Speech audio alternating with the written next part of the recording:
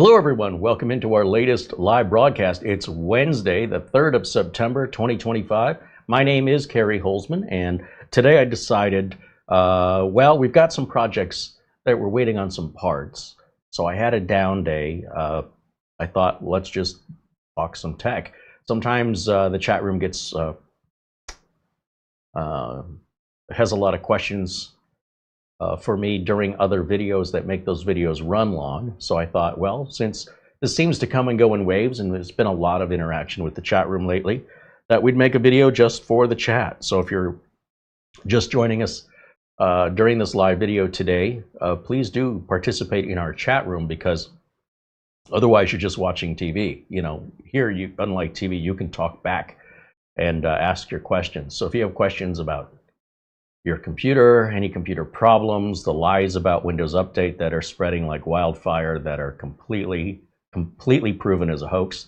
If you want to talk about NASs, Wi-Fi routers, motherboards, chips, it's all for you today to dictate the direction of the show.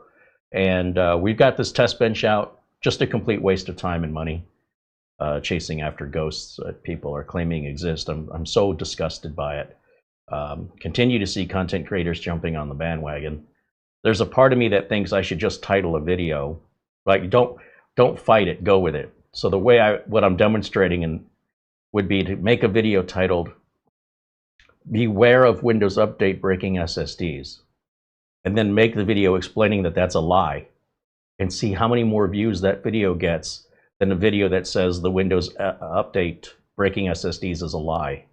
That video will probably get a couple thousand views, but the one that tells people what they want to hear in the title will probably quadruple the views. Even if the content corrects the title and says, "Yeah, now that I got your attention." Is that the right way to make videos? Is that the direction everybody wants to go? Because I don't know. You want to talk about clickbait, and I can prove to you that'll work.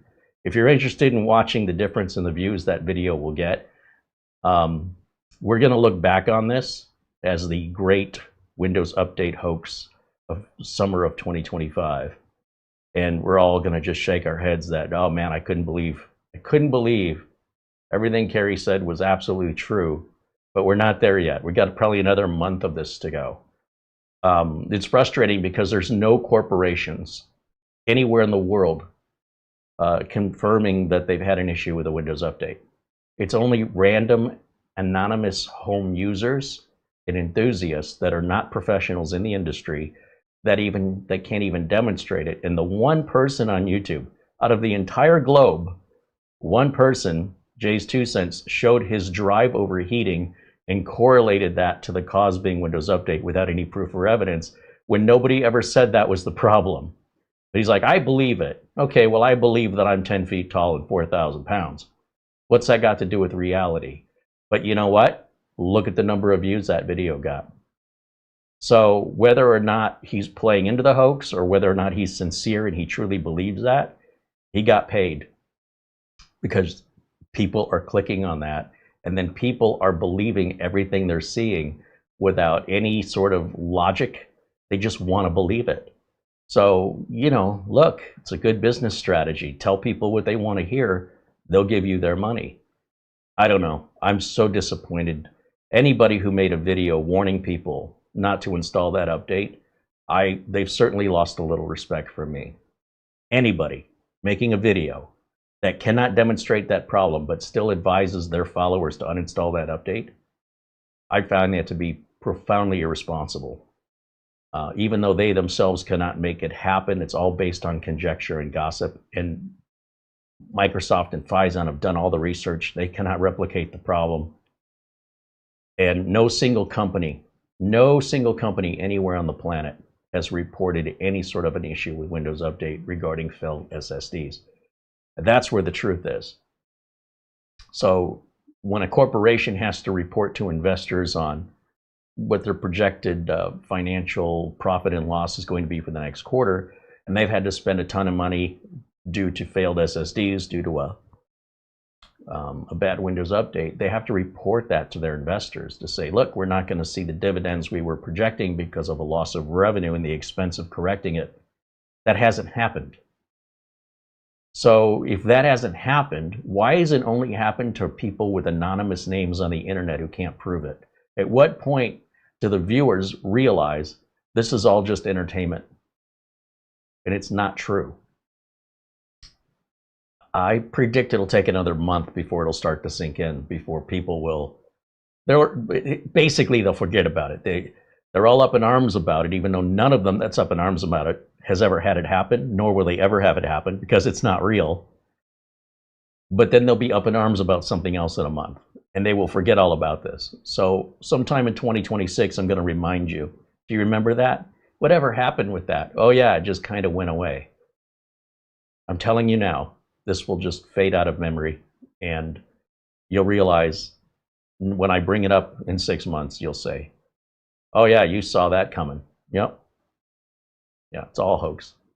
So if you want to be a part of it, you might enjoy that. I mean, some people like to play ding dong ditch and knock on somebody's door, ring the doorbell and run away. Some people like to pull fire alarms for no apparent reason because they find entertainment in it. And some people are just confused and they don't understand that correlation does not imply causation, meaning just because A and B happened doesn't mean it's because of C. There's got to be testing to prove that out, but it's what people want to believe. And it's what people want to believe that will generate a lot of revenue for a content creator or anybody on the internet. If you provide people with what they want to hear, you can be very successful on the internet. If you want to provide people with truth, it's going to be a struggle because people don't want to hear the truth unless it aligns with what they believe overall and generally speaking to the internet audience. Now, if you're going to work for a company and go to a job in IT and you mention this, you're probably going to get a talking to from your boss. Once they realize that you're wasting company resources with gossip and that you're doing unnecessary work, there's going to be a problem, right? You're hired to do a job. And if you're not doing the job you were hired to do, which is to fix problems, you're probably not going to have a job much longer. So this is not a fun and games kind of thing you're going to play at your workplace. When I, or a doctor or a mechanic, when we're hired to fix a problem, we have to see the problem. If you go to the doctor and you say, hey doc, sometimes my little finger hurts and it's excruciating. The doctor looks at your finger and says, does it hurt now? No, it's not hurting now. Well, can you make it hurt? No, it just kind of happens. Well, we have nothing to treat. When you can have it happening, you need to come see us and we can run it through some scans and see if we can identify anything that could be nerve damage or something else. But in the meantime, without symptoms, there's nothing to treat. When somebody calls with a computer problem, they're not calling about an imaginary one that they might have someday.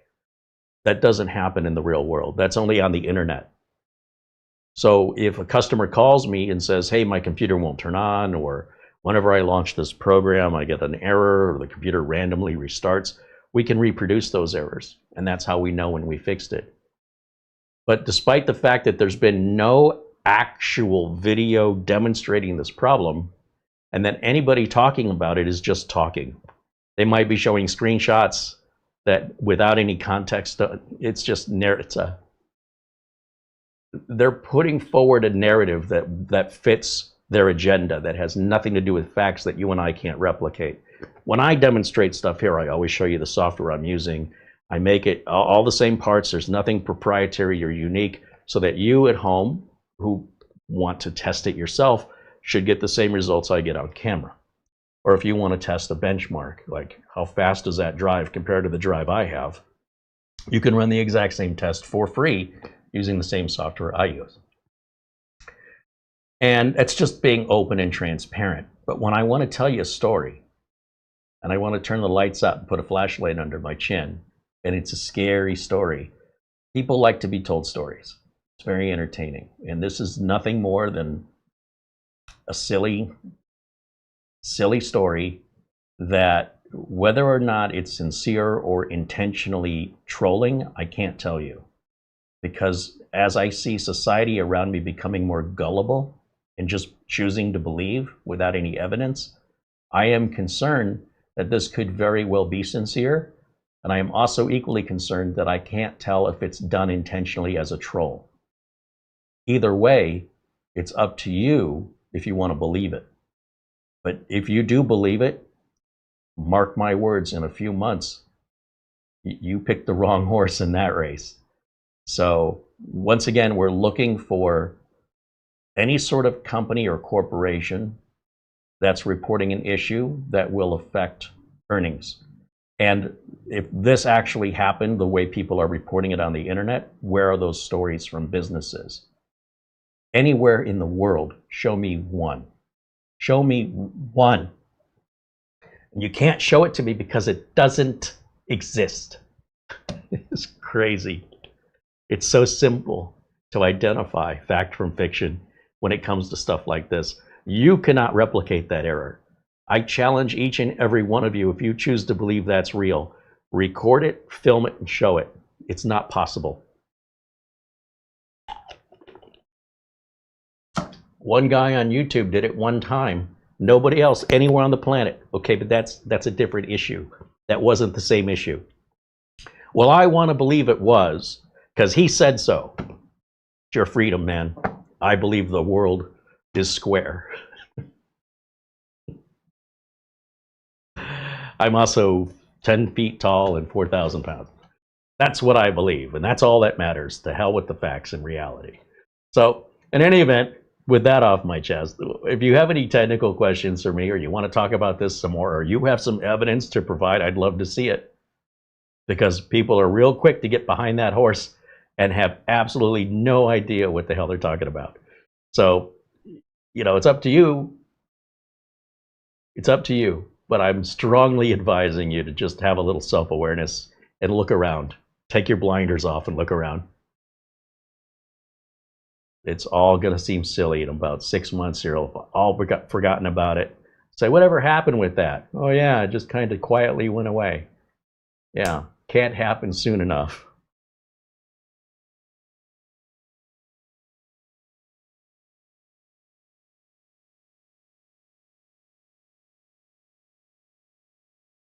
Greg Jimmy said, if this is rumor only, happened with one SSD on one computer. Well, online, in video, Jace 2 Cent showed his SSD overheating. And he correlated that to the cause being the Windows Update without any information about the temperature of the drive, the firmware on the drive, nothing. He just, very unprofessional, very backyard mechanic, very disappointed that, you know, if that's the kind of information he's going to provide, I'll keep that in mind in all of his future content. So he just went down a notch. From my perspective, Theo Joe went down a notch. Everybody who's reporting this is real. I don't mind reporting it, but until you have evidence of it, you shouldn't be advising people to react. There's no reason to avoid that update. And they can't prove it. They might as well just be making up stories again. Anything else they can't prove. How gullible is the internet that you just take somebody's word for it? But again, just looking for corporate data, there are people that want to jump on a bandwagon. And the person who reported it, the person who started all of this, was in Japan. And they claim to have had like 6 or 8 drives fail. But they're not using a real name. We don't know who they are. And it appears they have a personal agenda against Phison, and they're trying to punish Phison. It's like a personal attack against Phison controllers or anybody involved with Phison. It looks like that's what they're doing, is sort of a new kind of cancel culture. I don't like you, so because of that, I'm going to make up a story and cause a sensation. The problem is you never quite know when these made-up stories will actually grow legs. Most of the time they don't. Most of the time they're dismissed.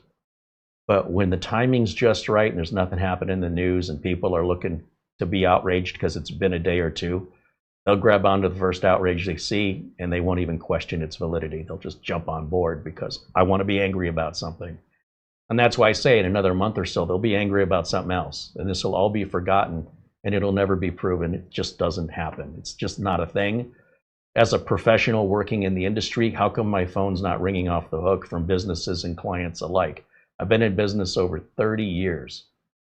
You're telling me that this is such a widespread problem that there are dozens of YouTube videos warning you about it, but yet not any one of thousands of customers that I've had over the years have reached out and said, hey, can you help me? My system won't boot anymore. Nothing. Today, my business is no more and no less busy than it was 2 months ago. It's exactly the same. Nothing has changed. No corporation has reported any problems. None of my business clients, none of my consumer clients. It doesn't exist. There's dozens of videos saying it exists and zero examples. Zero. Nothing. How do you explain that other than click cash, jumping on board, collecting that cash? That's just irresponsible journalism. But hey, look, let the enthusiasts have their fun. Us here that are professionals working in the industry, we got to focus on real problems. We don't have time for that gossip. So you pick what side you want to be on, but I'm telling you, man, in the professional line of work, this gossip just doesn't exist. Not like it does here on the internet. It's crazy. People have nothing else better to do than to make up stories. And then other people get outraged, and it's all fishtails. It's crazy. You'll see. Give it time. Some of you are already on board. Some of you see the obvious nature of this whole thing, not being able to reproduce it, and you yourself not having it affect you, nor anybody you know in real life. And talk to any professional in this industry. We have many professionals in our chat room. Ask any of them if any of their customers anywhere in the world have reported a bad SSD suddenly in the last 2 months. Nothing. Crickets. I mean, you're choosing to believe something that you cannot reproduce and has never been reported by a real person that anybody really knows using a real name, you know what I mean? And yet you still want to believe it. So that tells us more about somebody's inherent bias than about seeking truth. And that's okay. You know, if you don't like somebody and you hear something bad about them, you're probably going to want to believe that, even if it's not true, because you're just inclined to do that. And the internet fully exploits that to bring in the cash. So if you choose to be a part of it, just be aware you're being played. And if you like being played, have fun. Let's see in the chat room. Again, we want to take your questions. We maybe don't want to talk about this anymore because, quite frankly, until somebody can prove it, it doesn't exist. And there's no further thing to discuss. At that point, you're just discussing your beliefs. So, you know, if you can't prove to me that it's there, if you can't show an example of it, it's not real. Lou Greenia joins us, and so does Mark Gaines and Patrick Manny. Wild Soul says hello, along with Frank Jimmy and Calazzo, Doman 2000, and Paul Vercher. There's Ben Laird and also Dazzle555, Thomas Robinson saying hello. And Andy W6AD saying hello. What else do we have in here?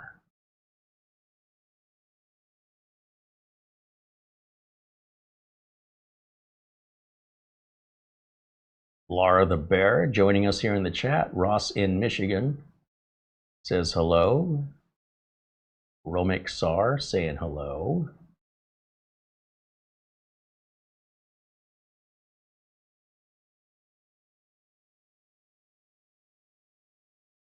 Wild Soul says, after your first video on this update hot topic, I looked around and it really seems to be just a YouTube topic. So-and-so said something, so I'm just going to respond. That's all it is. It's all gossip. All gossip. Andy says, and pro wrestling is real. Well, there's something else. People want to believe it, right? They want to believe it's real. It adds to the value of it. It's like magicians. You want to believe magic is real, because if you're going to look at it like, oh, I saw the sleight of hand, I'm looking for you're ruining the experience when you expose the illusion. When you expose how the trick is done, it's not magic anymore. It goes against what you went to see. You wanted to be tricked, so you go watch a trickster. You want to be tricked, you go see a magician. I paid good money to see David Copperfield. He absolutely tricked me, and I paid him money to trick me. That's called entertainment. Nothing he did was reality. Other than it was illusion of reality. Retro says, I hate clickbait. Well, it's working better than ever now. The more people use clickbait, the more successful it's being. Clickbait used to be somewhat successful years ago, and now it's grown in enormity to be one of the most successful ways to get more views because it works. And if people would stop being so gullible, it would stop working. But if that's what's bringing in the views, then the viewers are the ones to blame for not being more discerning on what they click on, for being so gullible. So you can expect this clickbait to become more and more common. Until things change, it's only going to get more popular. Everybody who wants clicks is going to do it. At some point, everything's going to just be hyperbole and exaggeration in the titles where you won't know what's real and what's fake. We're already reaching that point, but it's going to get worse.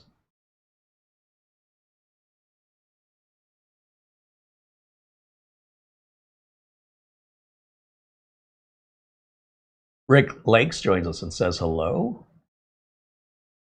And there's David Graham and Bike Man saying hello. Nevis joins us from Sweden. He says, I've been watching your videos for years, but I've never subscribed. I rarely use YouTube signed in. I always keep your streams on in the background when I'm programming. It's like ASMR. That's cool. Well, thank you. I appreciate you letting me know. Wild Soul said, I have a simple problem here. I need to fix a Windows 11 laptop that's become laggy and slow recently. Windows is so stable, I haven't done this on Windows 11 yet. What are the first few moves? That's a great question. When a customer reports to me a computer that's being slow, non-responsive, or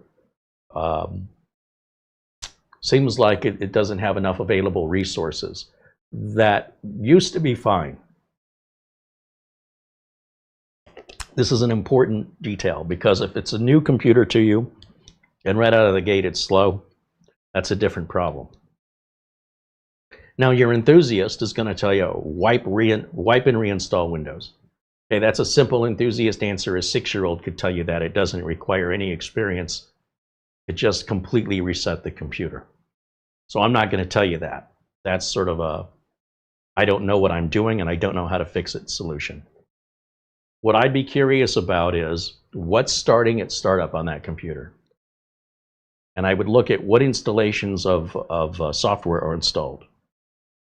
I would run a disk cleanup and I would run Malwarebytes to look for any malware. I would look at the system specs and see what CPU and RAM do I have.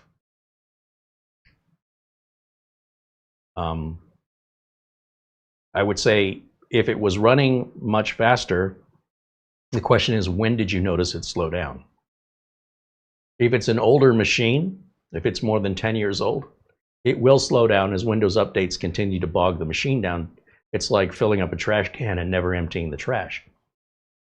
You either have to buy a bigger trash can or you got to take the trash out. In this example, I'm referring to either how much drive space is free. Is it a mechanical drive or is it an SSD? If it's a mechanical drive, there's your problem. Does it have 8 gigs of RAM or less? If so, that's a problem. 16 is minimally recommended on Windows 10 and 11. Look in the device manager. Are there any drivers missing? Any errors in the device manager? Unplug any USB devices like printers and storage devices, flash drives, because when they start to fail, the whole system goes down with it. So those items in and of themselves, a simple unplugging, and all of a sudden system performance is back. And those would be the things I would start with, for sure. And then depending on the answers to those questions, hard drive or SSD, what processor, what RAM, when did you notice the problem starting? What's changed since then? Is there a virus on the system or any other malware?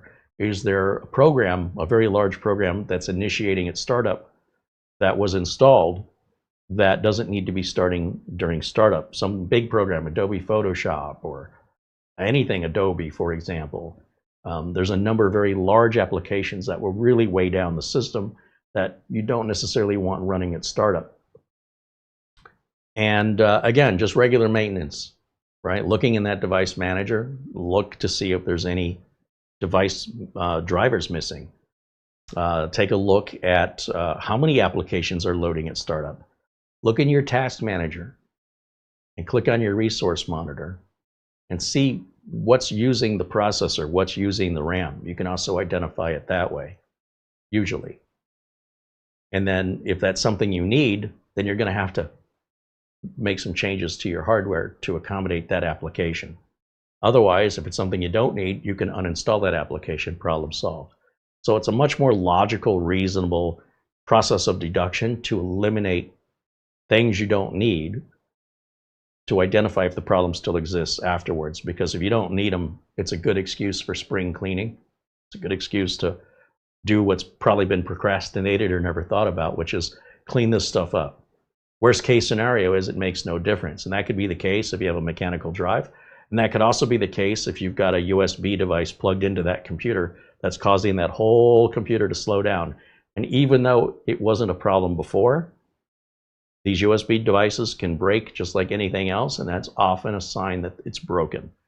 So mechanical drive, for example, that you might be using for backup that you leave plugged into the back of the computer, it's a very common service call. My computer won't start anymore, or it starts, it takes 20 or 30 minutes before it gets to the desktop. 20 or 30 minutes. When did it start this? Just today. So you turn the computer off every night? Yes. And you start it up every day? Yes.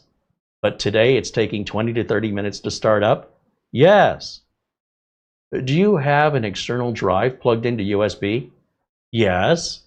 Is it really old? Yes. Unplug it. Did that fix it? Yes. I always check the easy things first. But I hope that gives you some direction. Got to start somewhere.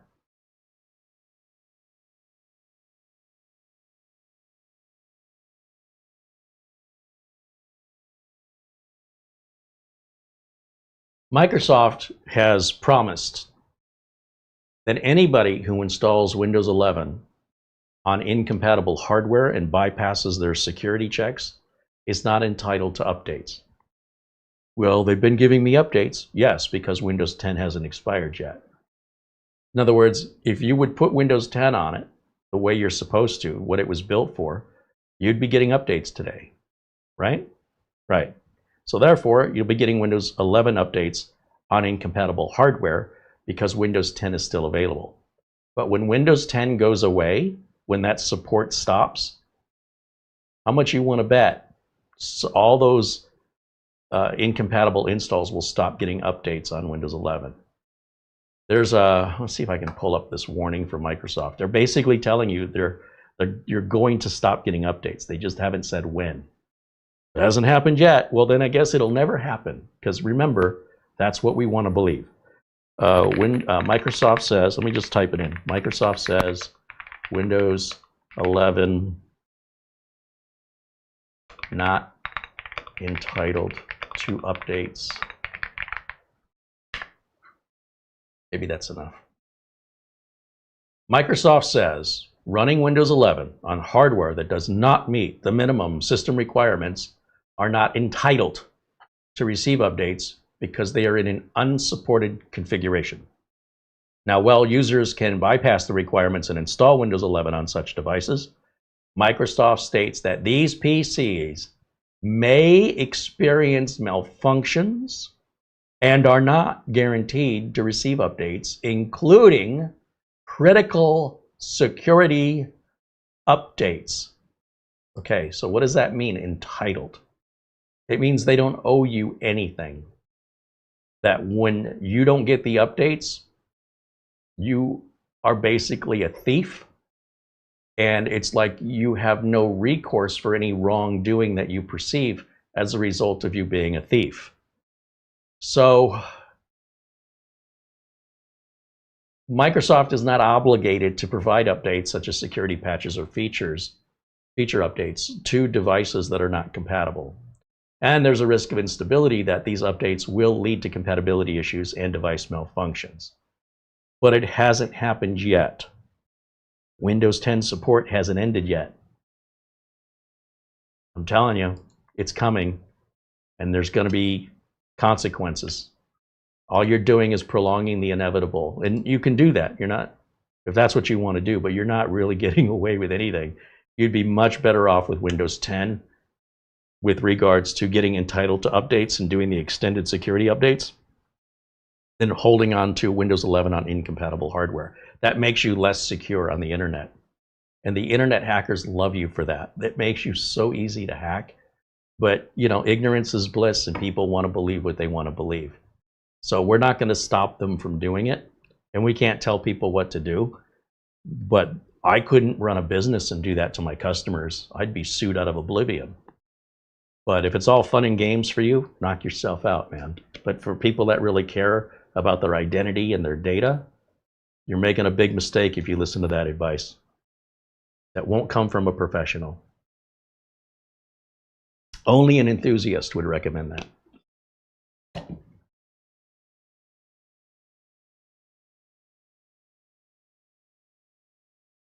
And Dennis joins us. I also see JFK Esquire. I don't know what his name is.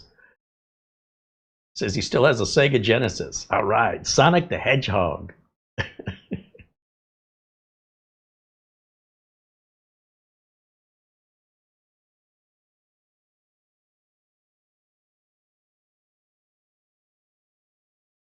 Did Microsoft say that Windows 10 would be the last version? No, that's what the media reported. But the media, so here's where we go with this whole thing again. It's like the same circle. We're just going around in circles. They were at a Microsoft, there was a Microsoft conference, all right? And this developer that they spoke to, who was a Microsoft evangelist, said essentially that they were writing their code for Windows 10 and only Windows 10, because at the time he said it, that was the last update for Windows. And it was misconstrued to that Windows would be the last version, Windows 10. And so I think The Verge or someone published that misquote, or it's out of context. And then all the other news organizations picked it up. So all the media lied to you, every single one of them. And if you take a moment and open your Copilot or Google and do a search about Windows 10 being the last version was never said, then if you're looking for the truth, you'll find it. But if you type your search in the way that you want to see that it was said, then you will find trustworthy news sources that published lies. So what you search for is inherently what you want to see. If you want to see the truth and you want it explained and you want to see the actual quote of what was actually said and the proven point of all the professional media companies that ran with that story and twisted it into something it was never meant, that never came from Microsoft. Nope. Now, also Microsoft didn't deny it, nor did Microsoft confirm it. Honestly, I don't think Microsoft had anything to say because they had no idea what anybody was talking about. Like if someone just came up to you and said, is it true so-and-so did a crime and so-and-so is your brother or your sister, and this is the first time you're hearing about it, is this a practical joke? Is this real? Am I being played? I have no comment is the safe answer until you look it up and identify the facts. Same exact thing, going around in circles. People are easily played. It doesn't help when professional media organizations publish irresponsibly without due diligence. And again, what they reported was half true. They took half the sentence of what he said, took it out of context, and applied it to what would be the most clickable thing that they could possibly come up with. So no, Microsoft never said that. And if you did it's right here, the answer's right here. You don't have to get that from me. Do your research. It's not difficult anymore. You don't have to go digging very far. We could probably ask Copilot. Let me just see what Copilot says. Why did news organizations say Windows 10 was the last version?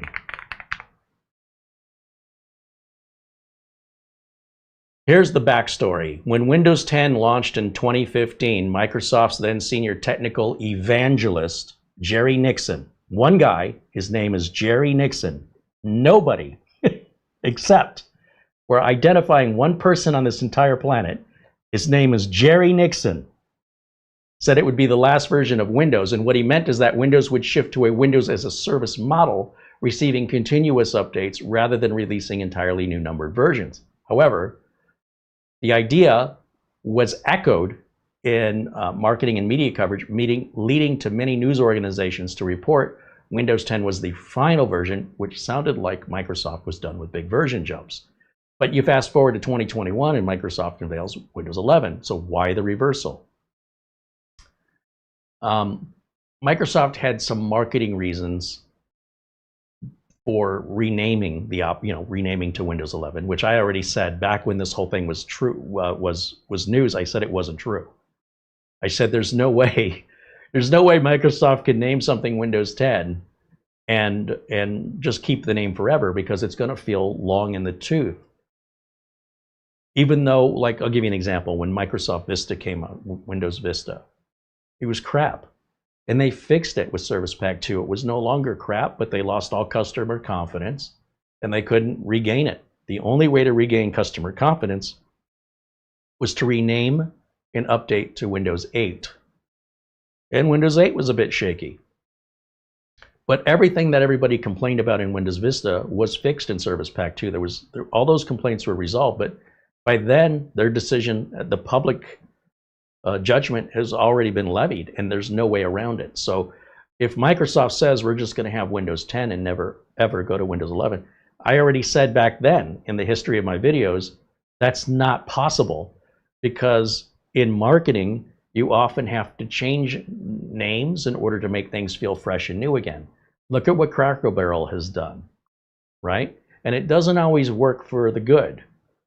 And for Microsoft to say that Windows 10 was going to be, that there wouldn't be any further version of Windows, there has to be, because tech moves quickly and it doesn't take very long for something to seem, that's my father's operating system, I don't want to have anything to do with it. Microsoft has to seem new and fresh at all times. And they used to update the operating system every 3 years. That was the original plan. Windows XP to Windows 95 to Windows 98 to Windows 3 years, 3 years, 3 years. And then all of a sudden with Windows XP, that went on for a long time, like a decade or more. And they really wanted to get back to the 3-year renewal cycle. And no matter what they do, as operating systems get more complicated and resource hungry, and the code gets into hundreds of millions of lines of code instead of a few million lines of code, the code's getting more complex. So it's making it harder to keep that 3-year cycle. So Windows 10's been out, it'll be 10 years. And so for people not ready to let it go, the internet's a dangerous place and it evolves very quickly. And if you're going to go out onto the battlefield of the internet, I hope you have proper defenses in place. No one's stopping you from getting on the internet with Windows XP, but you'd be foolhardy to do it, in my opinion. So yeah, it was the last version idea was never an official binding promise. It was a widely accepted interpretation of Microsoft's strategy at the time, and it was misreported. So what Jerry Nixon was talking about was planning the software that they were writing for the next few years. And there was no new operating system coming out from Microsoft in the next few years. I'll show you, there was a clickbait title that was released, I ran into the other day, that Windows 11 25H2 was finally released. That's the thumbnail, that's the title. And the reason it's clickbait is because it's been released as a beta for public testing. And so it's not a lie. Like, good clickbait won't be a lie, but it'll definitely be misleading intentionally. Because I clicked on it. When did 25H2 get released? Oh, no, it's the beta. Well, then you should have said the 25H2 beta has been released, but that's not what they said. They intentionally left the word beta out. So the reason why this was, in all caps and so exciting is if it's reached the public beta stage where Windows insiders can start playing with it, the next step after that is public release. So therefore, we're excited that it's taken this step, because that means the next step is it'll be for all of us. But we don't know if that next step is a month away, 2 months away, or 3 months away, depending on how the public beta goes. But if you want to play with 25H2, apparently it's released to the Windows insiders. I don't know why you'd want to, but if you want to work for Microsoft for free, anybody can I guess download it and start playing with it today. But it's not done cooking yet. You know, it's still a raw chicken. Gross. You have email. Emails, right on. Thank you.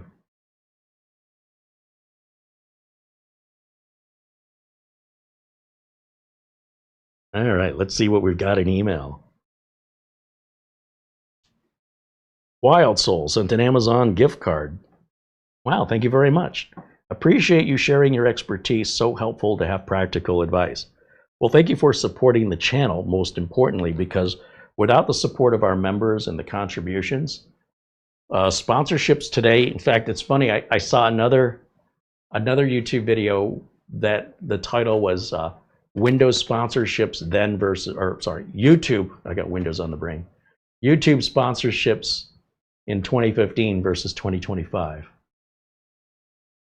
And it's a sort of a tease, or they're making fun of how disjointed and nonsensical some of these sponsorships are. But what I was hoping that it would be is that a sponsor might give you $1,000 to promote something, and today they'll give you $100 for the exact same thing. And what people don't realize is on traditional television, the way that you air a commercial on radio or television, if you're a company and you want to promote yourself, you have to make a commercial. That's not the radio station's job, and it's not the television station's job. You could probably pay them to do it, but it's probably, you're probably looking at $30,000 to $50,000, even $100,000 to pay for the script writing, to hire the actors, to rent the studio, the cameraman, the sound engineer, the editor, yada, yada, yada, yada, yada. Okay, so once you have your commercial, then you pay network television or radio to air that commercial without any guaranteed results. Like, you could ask for demographics, like how many listeners or viewers do you have, how old are they? And that's why when you watch traditional television, network terrestrial television, you'll see advertisements for colleges and schools during afternoon television during the week, because they figure if you're at home watching Judge Judy at 2 o'clock in the afternoon, you don't have a job. And you might not have a job because you don't have an education. But if you're watching Murder, She Wrote, there's a good chance that you're retired. It's a good chance that these items that relate to people as they get older are going to be the advertising that that fit that demographic. So if you're ever wondering what demographic do they think I'm in, get a little notepad and write down what the commercials you're watching are for. If they're for adult diapers and dentures, if they're for retirement living centers, overall, like you'll see in abundance, 8 out of the 10 commercials will be specifically aimed at a target audience. That doesn't mean you are that target audience, but it does kind of tell you where they think you are. Like you're hanging out with a bunch of old people over here. If on the other hand, you're an older, well-educated person with a day off watching afternoon TV, and you start making notes of the ads, it's all about come here to go to school. Have you been injured in an accident? Call this attorney, because maybe you're at home because you got hurt. And you know, attorneys can make a lot of money off your injury. The more you're injured and the more severe your accident, the more money they can make. So they really want to help you get more money for you, because that means it's more money for them. I don't know how many people pay attention to that. It's something I'm very cognizant of because I'm very curious. Who do they think is watching this? But when you're doing YouTube advertising, a lot of times the sponsors want you to create the script, create the video, and air the video. And then if they don't get enough engagement or clicks from your video, then they blame you and say, well, we're not a good fit, after you just did all tens of thousands of dollars worth of traditional work, and they might throw you a bone. You know, here's $200. That's where sponsorship is today. And the only exception would be if you have a wildly successful channel. If you're at 1 million viewers or higher, million subscribers or higher, if your average view per video is upwards around 250,000, you could do really well. But you could also be playing football with the hopes of being drafted by the NFL.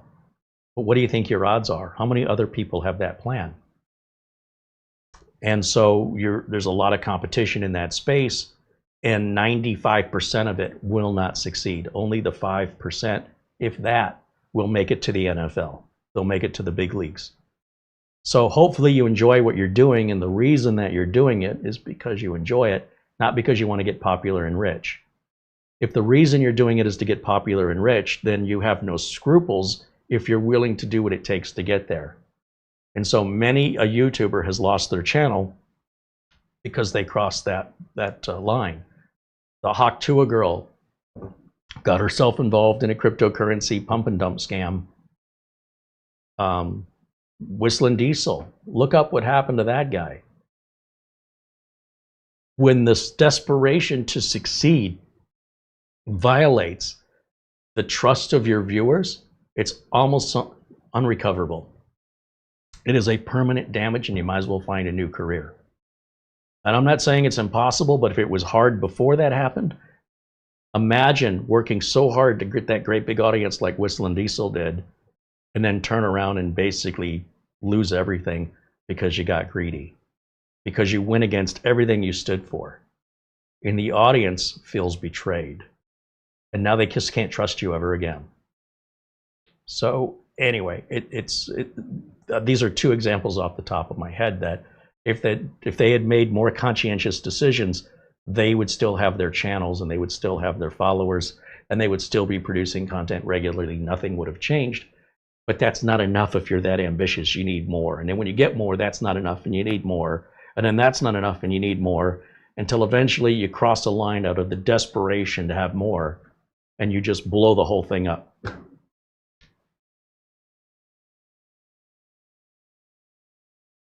And you'll see it happening all around you. A lot of big channels don't stay big very long. A lot of people in the NFL don't stay in the NFL very long, whether it's an injury or player performance declines. They often say the NFL stands for not for long. So I'm trying to find a balance. I'm trying to find a sustainable balance where I can continue to be honest, transparent, and genuine, but at the same time earn enough money to pay the bills. And that is not a good business plan for success. I mean, financial success. Mental success, 100%, right? The soul is successful. The bank account, not so much. But that's all right. Every day we make another video, we have a chance to break through. And we're up against hundreds of millions of other people doing the same thing. So the odds are not good for us, but that's not why I do it. That would be icing on the cake. But if we have to shut it down because it's not financially feasible, then the option's off the table. So I like having the option, the possibility every time we make a video that could be one that sparks for some reason, hopefully the right reason. Careful what you ask for. And so sometimes just playing it right down the middle is the safest way to go with the least amount of headaches and stress. But also not getting rich or famous, but doing what I want to do, right? And that's my own personal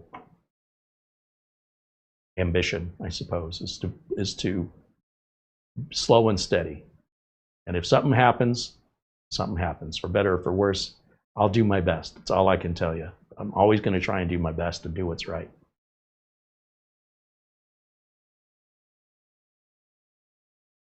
Okay, let's see. Looking in the chat, looking for your questions. You've all noticed all the Windows license key sales went away? Tech Yes City, Toasty Bros, Tech Syndicate. Have you noticed? You notice Tech Syndicate selling off a lot of his stuff right now.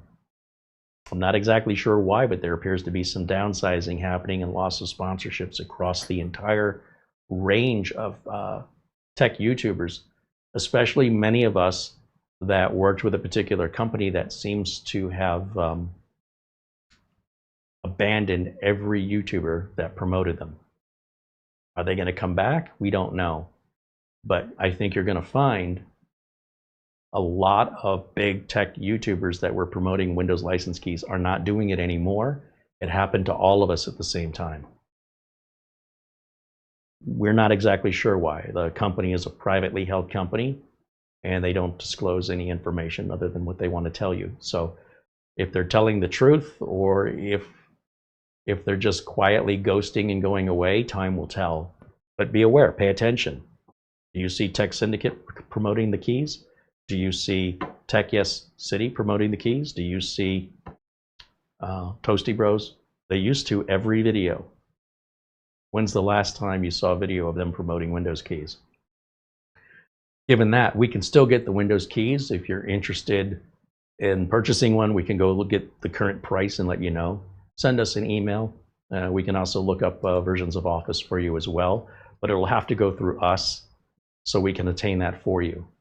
The email address right here, and of course, we guarantee the keys. If you can find the keys somewhere else and you want to throw the dice and hope it all works out, I'm not telling you not to.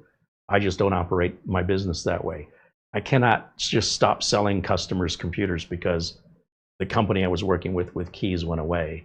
I have to provide that service. So I have alternatives that that I can share with you, but you have to be a Windows system, computer system builder to get them. So for that reason, I'm more than happy to extend it over to you at no additional cost. But that be that as it may, we handle all that privately because we don't want this company being inundated with requests for 1 and 2 keys. They don't sell just 1 or 2. They sell them in bulk, you know, to large system builders. Okay, so with that, let's see what else we have going on. I'm hoping this is just a stopgap with regards to the Windows keys. I hope the company comes back, but really don't know. I'm just planning. I'm saying I need a fix now, and for my business, I'll share that with you if you need a key, and I hope they come back. But if they don't come back, that's an open-ended deal unless anything changes. I'll let you know.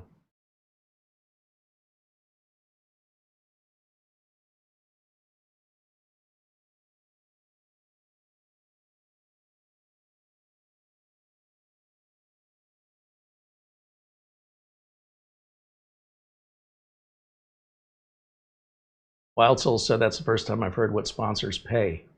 Oh, I mean, a lot of channels have exposed it. If you're just talking about YouTube monetization, Rick Beato has a pretty popular YouTube channel that's very historically educational and talking about the history of modern music and interviewing many of the artists, producers, and people involved in songwriting. And that the copyright holder, Universal Music Group, UMG, is going after him to take these videos down, even though he's sharing clips of songs by the artists who created them. They're claiming he doesn't have their permission. That's their copyright. So he had to hire an attorney. And in one of the videos he shows that he had to hire an attorney for, the total earnings on that video from just YouTube monetization and no sponsorships, with 25,000 views, I think he made $34. So this whole big thing and this hundreds of dollars he has to pay an attorney for a video that's earning him for every 25,000 views. And that video only had 25,000 views so far. He made about a little over $1 per 1,000 views. That means each individual viewer watching the content that's monetized through YouTube's automated commercials earned what? How much was each viewer worth? 1/10 of 1 penny, something like that. I'm not sure what the math is on that. I might have gone the extreme opposite way, but it's when viewers act like they're doing you a favor by watching your content. That used to be true when the advertising would pay. In the good old days, we'd make half a penny from each view. We now make 90% less. So what's 90% less than half of a penny. Like a tenth of a penny, isn't it? It's bad. And so if you're getting millions of views, you could still make a good living, but you need a lot of views and consistently, because after the first month of most videos, they just taper off. There's a YouTube channel called Challenge Accepted. And this woman does these extreme stunts and challenges. And the most recent video is she's holding onto the side of a plane, a C-130 military aircraft, as it takes off, replicating the stunt that Tom Cruise actually performed the stunt in the movie Mission Impossible. It involved, I think, 2 helicopters, a crew, planning, safety people. I don't know what this cost to put together. Some pretty heavy editing. And, you know, she's risking her life. Yesterday, that video had 743,000 views, which, if it's just YouTube monetization, means she might have earned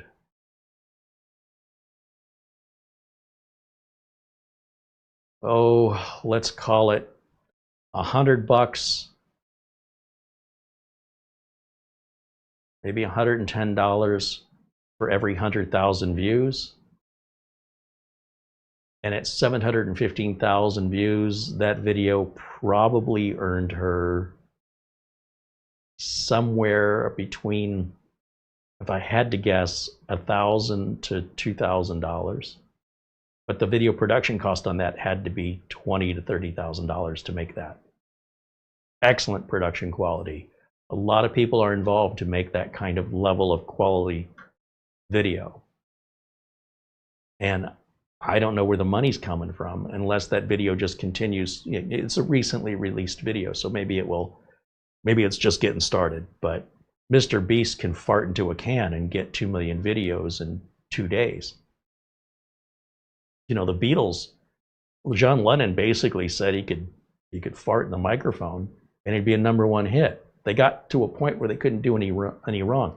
Robin Williams could say, "Hello, how are you?" and people go, "Ha ha, that's hilarious." He wasn't being funny. He could literally do anything at the peak of his career, and everybody just automatically assumed laughter. He could do no wrong. When you reach that level of success, you will do really well on YouTube. Mr. Beast right now, you know, he's there. For a while, PewDiePie was there. Not anymore. You know, these people, they come and they go. And, you know, who's next? Who can tell? I don't expect to ever be that popular. I'm not sure I'd want it. But when you're that popular, then you can get real sponsors like Samsung and Sony. These are companies that'll drop $1 million to make this commercial and pay you to make it. I think Dude Perfect, is it Dude Perfect? And there's a handful of them that reach a level of success where you can see that kind of revenue. Somebody who used to make a lot of money on YouTube is David Dobrik. And David, with the peak of his career, was interviewed, "How much money does YouTube pay you?" He said it's like $2,000 a month.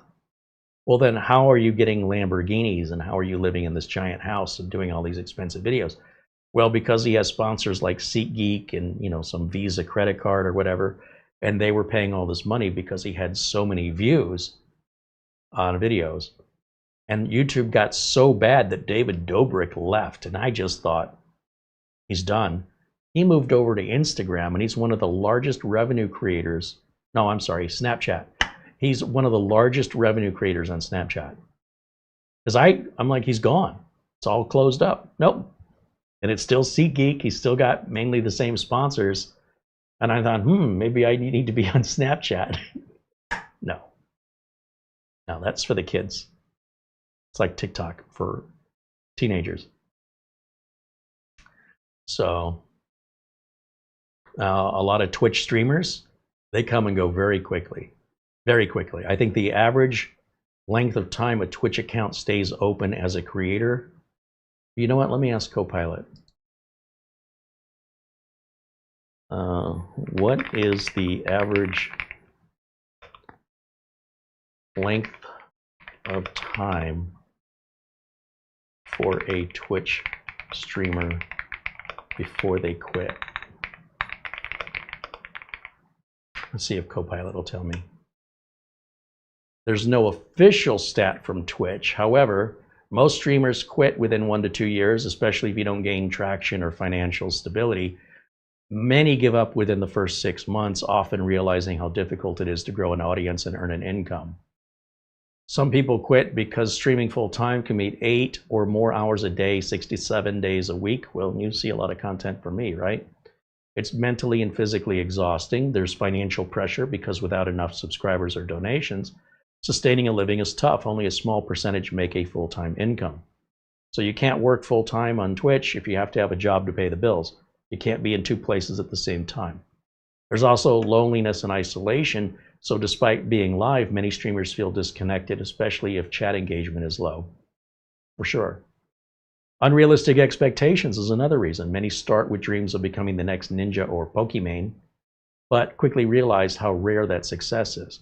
Again, a lot of kids playing college football, they want to be in the NFL or even high school football. Very few of them, even if they get scouted, will be selected. So these are the emotional phases of a Twitch streamer. The honeymoon phase is the excitement and the optimism when you start. Then there's the reality check, which is low viewership and low income. Then there's depression. Streaming feels like a grind. Then there's acceptance, realization that it may not be sustainable. And then it leads to panic, which is concerns about long-term career prospects. So I agree with all this that that Copilot came up with here. And that's why I don't do this for those reasons. I'm not trying to make it a career. I sort of fell into it. And as a result of it requiring more time and paying me better, as my regular clients were leaving, they were retiring, they were selling their businesses, normally what I would do is I'd start knocking on doors to replace them. I can't have too many clients. What if too many call at the same time? Like, what if a Windows update breaks an SSD for all my clients and I'm the only technician? I have to figure out what order people are going to get helped. And if their businesses are down, that's probably not going to go too well for me. So I said, well, if I don't replace these clients as they leave and I keep doing YouTube, it keeps growing and growing, seems like a good pivot. But on the other hand, I never stopped servicing clients. I've never said to a client, I'm not doing this anymore. It's the clients who came to me, and most of the time it's that the client is retiring or the client is selling the business, which usually implies they're retiring as well. I had one client get sick and die, and the family closed the business. Nobody wanted the business. And these things happen. And so in the meantime, I don't want all my eggs in one basket. I don't want to rely on solely that finding clients for revenue. I also don't want to rely solely on YouTube for revenue unless that revenue is financially worthwhile to feel that confident, which I've never felt with YouTube. So this is a challenge for every creator that has less than 1 million subscribers.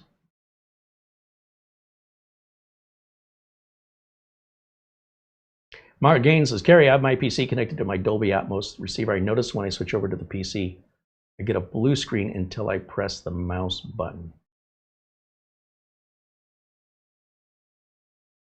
I have my PC connected to my Dolby Atmos receiver. When I switch over to the PC, I'm not following. What's the make and model of the receiver? Is this the way it's always worked, or is this a new problem? I'm assuming it's a Windows 11 computer, maybe the one you've been telling us about with the Corsair cooler. And how is it connected? Is it connected via HDMI? Is it connected via an audio port? Is it connected via Bluetooth?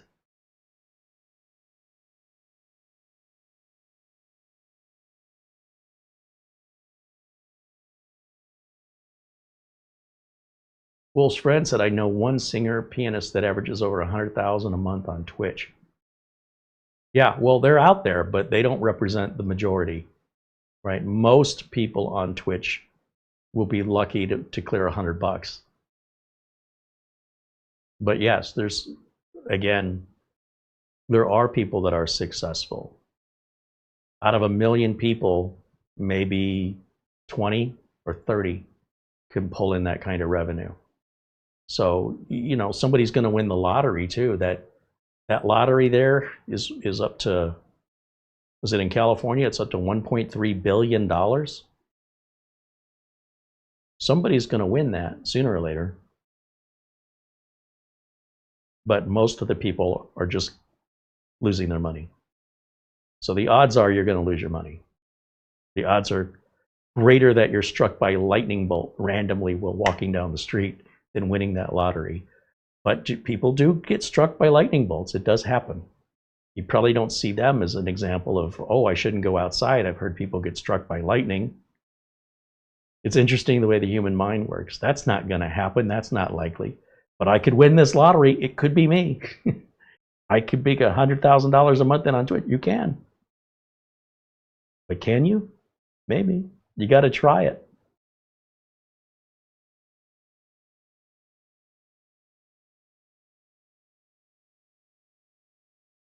Nevis says, instead of paying influencers money to advertise for us, we and my fiance decided to make her the influencer and be the face of the business, and it saved us millions.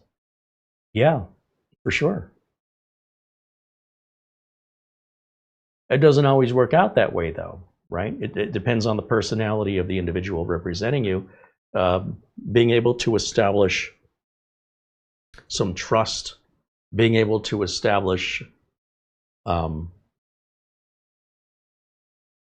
attraction to the viewer that makes them want to come back. So when Tech Deals, the YouTube channel that's just ghosted and gone, when they were trying to grow, they brought in they hired somebody to be a host for a specific type of show that he didn't have time to do. He also brought in his son to also do another kind of show topic, and he was trying to expand to have multiple shows. The girl that he hired, it doesn't matter that she's a girl, other than the YouTube is mostly dominated and the internet is mostly dominated by males, not females. I'd love to see that change. I'd like to see it more equal. But you put a female building a computer and she's going to get more views than I ever will. And the more scantily clad she is, the more sexual appeal that she has, that video is going to keep going up and up and up in views. On the other hand, you could have somebody who's just being real and the audience connects with them, male or female, which is Tech Deals, right? Tech and Rogue.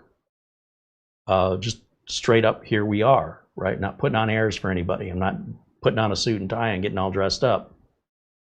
And gained a following. But the people they hired, the audience didn't care for them for one reason or another. Certainly some of the audience did, but what was happening is instead of seeing his viewership go up and his subscribers go up, well, he's paying a salary for this person he's never had to pay a salary for.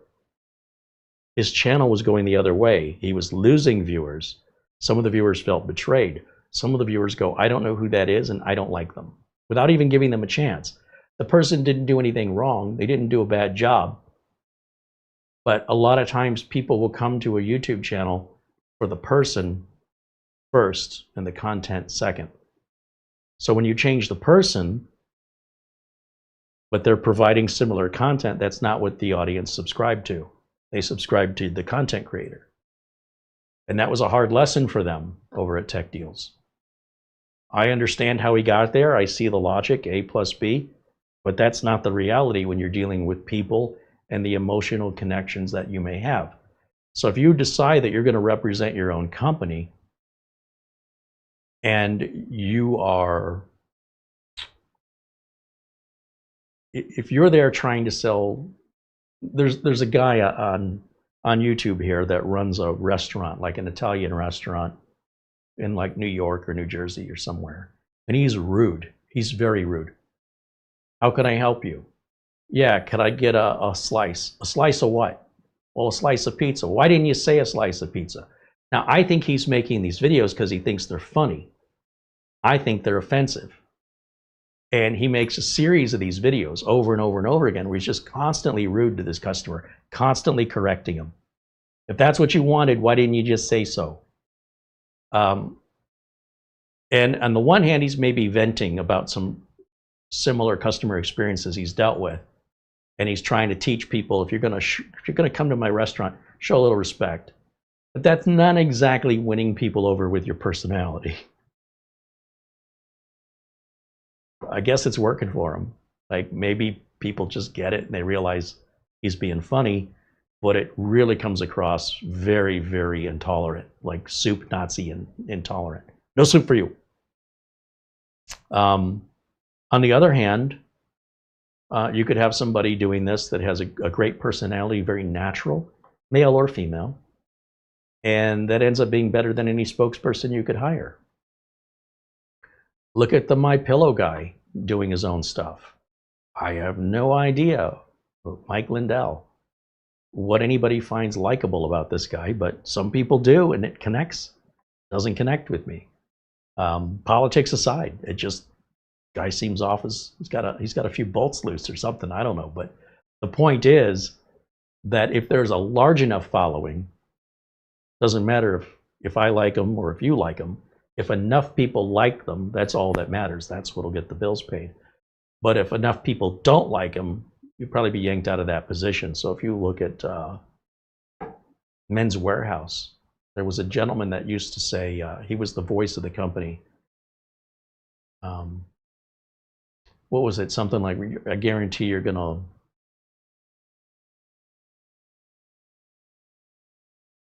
love our suits. Something. He had a slogan. I can't remember. And they let him go. I mean, he'd been doing that for, gosh, I don't know, 15 years or something. His voice and his face they went together like he was the owner of the company. And they said, yeah, it's just not working anymore. Bye. I guarantee, what did he say? I guarantee you're going to look good in our suit, something. He didn't do anything wrong. Just the public appeal went away. Like they weren't getting the kind of engagement they used to get. He made no mistakes. He did nothing wrong. He was consistent. He presented a very professional and friendly personality, and yet it's not working anymore. See ya. Hit the bricks. Zero in the chat says, you're going to love the way you look. That's what he said. That's right. You'll love the way you look. And this went on for over a decade.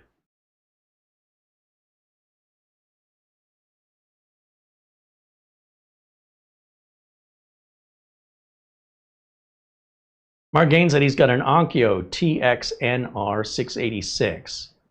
That's the amp. The PC is connected with HDMI, and the remote controls the inputs. So when I push the PC button on the remote, it switches to the PC audio.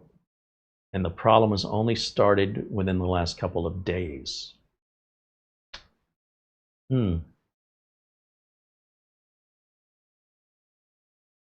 I've never heard of anybody hooking a PC to an amplifier before. I've heard of hooking TVs up to amplifiers, but not PCs. Let's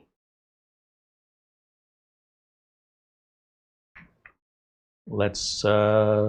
Let's hit Copilot on that one. If it's a new problem, there may not be much information out yet. If it's happening to other people, it'll take a few days.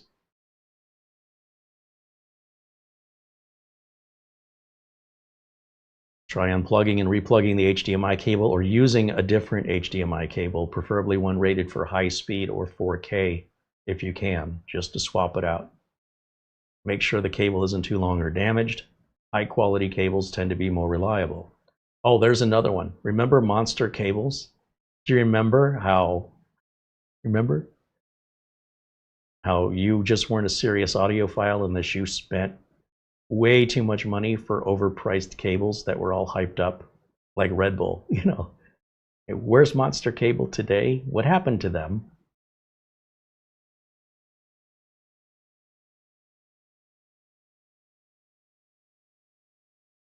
Of course, it wants you to turn everything off and unplug everything, including the computer and the amp. Unplug it from power, let it sit a minute, then plug it back in, then turn it all back on. They also suggest looking for firmware updates on the Onkyo TX9R686 via its network settings or USB. Also, update your graphics card drivers, especially if you're using an NVIDIA or an AMD graphics card. If you just got those AMD or NVIDIA drivers, roll back to the previous set. They are often the cause of problems like this. If you're using built-in video, it won't be a problem. It's only for discrete graphics that cause these problems. You can also try a different input HDMI port on the back of the receiver just to verify there's nothing specific about that HDMI port. Just try selecting a different input just to weed that out of the possibilities. Some Onkyo receivers have a hidden switch to HDMI mode from standard to enhanced for full 4K HDR pass-through. You might check and flip it one way or the other and see if that makes any difference. The way you would do that is you hold down the blue BD/DVD drive button while pressing on and standby. Right? You have an on standby. Press it twice while holding in the DVD button to toggle that mode between standard and enhanced.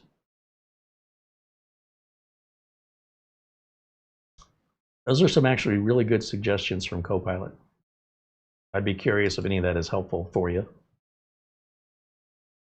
Stuff like that, I wish I was able to see it in person. I'd like to get my hands on stuff like that because I don't have any reference point.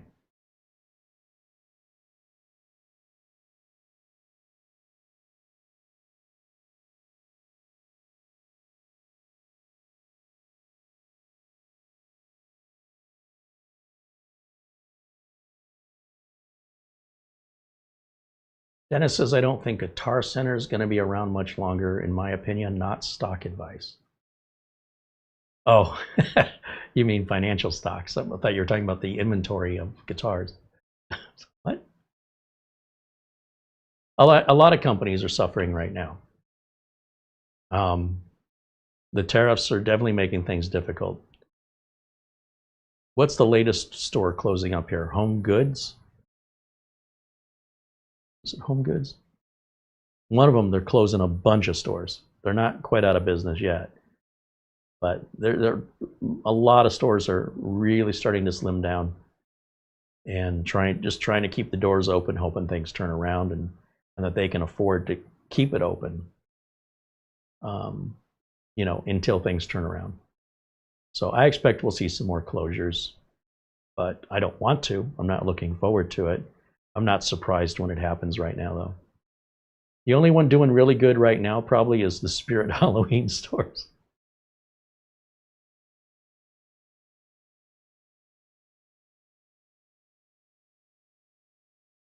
Ron wants to know if I still have the STA114 receiver. Let me Google that because I don't know these numbers. STA114. That's from Radio Shack or Realistic. Let me see what it looks like because I used to have 3, so I'm not sure which one he's referring to. Okay, so that receiver, I did have it. I gave that to a girlfriend many, many years ago. And as far as I know, she still has it. She loved that receiver. I don't know how she picks it up and moves it. If that's the 114. The one I still have is the, oh, I see. Okay, so there's some images here that say STA114, which is the one I have. Yes, I still have it. It still works great. That's over at Studio A. But the other one I'm thinking of, it's a big wooden box. It's got to be this about like yay big, and the tuner had a dial about that big, and I could put the dial right here on my arm and slide my arm to get the little slider to select which channel to just start to move across. And it often wouldn't even make it all the way across.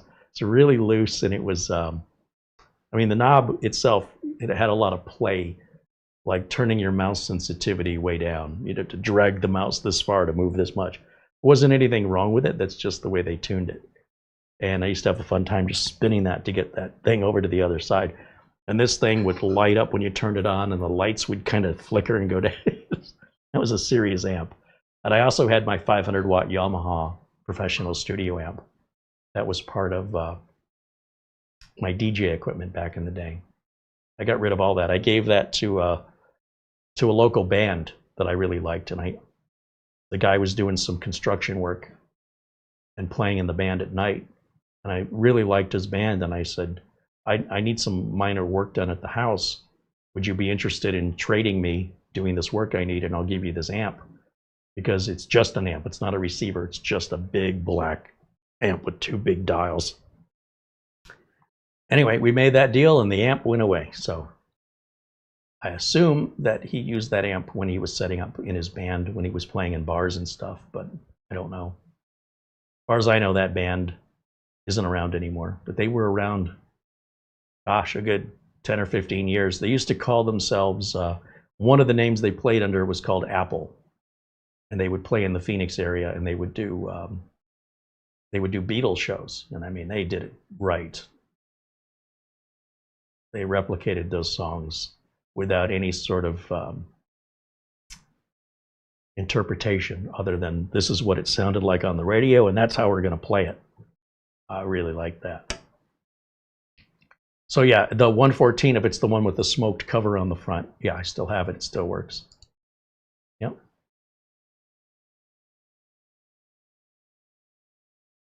I think that was 1986, 87 that I bought that. Still have it.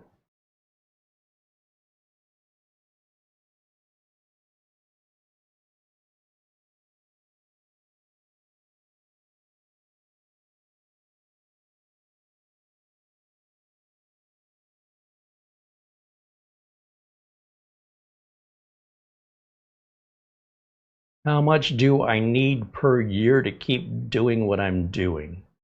Well, it depends what we're doing. So a lot of the PC building that we were featuring here, regardless of any sort of revenue that comes in, we don't have any place else to put these computers until we get them sold. When we get them sold, even if we get half of what we paid to get the parts, plus all the labor being basically worthless, that will add revenue to the coffers for other future content. The issue is, what kind of content are we looking to make? If we're making content where we're doing reviews for products that are sent to us for free, that's ideal, right? If it's a product we want to review, and we introduce you to this product and then let you decide if it's appealing to you and if you want to buy it, then we don't have much investment in that, very little. If we're reviewing routers or NASs, sometimes they're sent to us for free, sometimes we go out and buy them. The bigger the budget we have, the bigger the projects can be that we have the freedom to go out and purchase. So if I turn this into me sitting behind a desk just talking, and we take all the equipment off the table, and all we're going to do is talk like what I'm doing today, then I just have to make enough money, if I'm doing this full time, you know, to pay the rent, to pay the electric bill, to pay the car insurance, to buy groceries, to go out to dinner once in a while. Not anywhere real fancy, but, you know, even hit Wendy's. Maybe buy a couple new shirts. It's relatively inexpensive when you consider the number of views that we're getting, right? If you totaled up, not just per video, but overall per month, number of watch hours that we get is a massive return compared to the the number of hours I'm putting into creating it. So if this video, for example, will have thousands of hours of watch time, even though it would only cost me a couple hours to make it. But if we want to do content at a bigger scale, then we need a bigger budget. So how much money we need to sustain a year depends greatly upon what kind of videos are we making. As I mentioned, even if we had the money to buy more components, there's nowhere to place them when they're built and nobody's buying them. I'm trying to see if I can work out something with Emerald Computers to put my computers in his showroom And then the question is, do I sell him the computers so cheap that he can still make money on them? But he also has to offer them so cheap that somebody will say, I'll buy that because it's a good deal, versus I could build that for the same price. Why would I buy yours? So how much am I willing to lose? If I sell it on eBay, I pay eBay fees, shipping fees, deal with scammers, deal with broken things arriving broken in shipping, returns, and then eBay takes a big chunk of it. So that doesn't work. There's services like Jawa where you can sell used computer parts. If I part everything out and disassemble it all, I could probably get more money for it, which is weird. And just say there's the motherboard, there's the CPU, there's RAM, but then Jawa takes a big cut of that. And because I can't specify Phoenix only, once again, there's going to be a percentage of people that have a bad motherboard. They buy mine, they switch the motherboards out, they send it back, and they leave negative feedback claiming I sent them a bad board. The other bad thing about sending parts is we don't know that we're sending it to a qualified individual, so that you sent them a good part, but they broke it. Then they claim you sold them a bad part, and you did it on purpose, and you knew the part was bad. And then they want a refund. And all of this is costing money instead of making money. Right? So now I had a part that was good, that I paid the ship, and I paid a fee, a commission to Jawa, and now the part gets sent back by effectively a scammer. I lose all that money that it cost me in fees and shipping, and I end up with a part that's now broken and worthless. So that's not the answer either. Then we talked about maybe putting the computers on a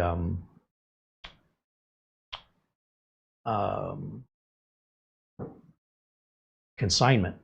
I say, okay, I'm going to put the computer at your computer shop on display, and here's the price I want for it. And of that, you're going to take a percentage if it sells. But on the other hand, if there's a fire or a theft, I lose the computer, even though it's no fault of Emerald Computers. And will they have had break-ins? Who's to say? I mean, that's a risk that comes with it. Is that a risk worthy of doing for a $600 computer? Maybe. Is that a risk for a $15,000 server I've got here? Yeah, I don't think anybody's shopping at Emerald Computers for a $15,000 server. So, you know, these are the financial difficulties, and I'd love to tell you exactly what we need to continue, but we don't know how we're continuing with what kind of content. If it's more content like this, then it's just the regular bills. But if it's more things that we have to go out and buy, like NASs and hard drives, we spent $700 on the Ugreen NAS, and we spent an additional $1,500 plus sales tax, about $1,650 on drives that we can use for testing. So the good news is we always have a reason to repurpose the drives, but all these computers I've built, 30 or 40 of them sitting here looking at me and staring at me in the face, I practically can't give them away. You know, even if you told people just pay for the shipping, you're looking at $250 to $300 to ship these across the country. So anyway, we appreciate any help, right? But we're not specifically asking for anything. I kind of see contributions towards the channel as a tip. It's never expected. It's always appreciated.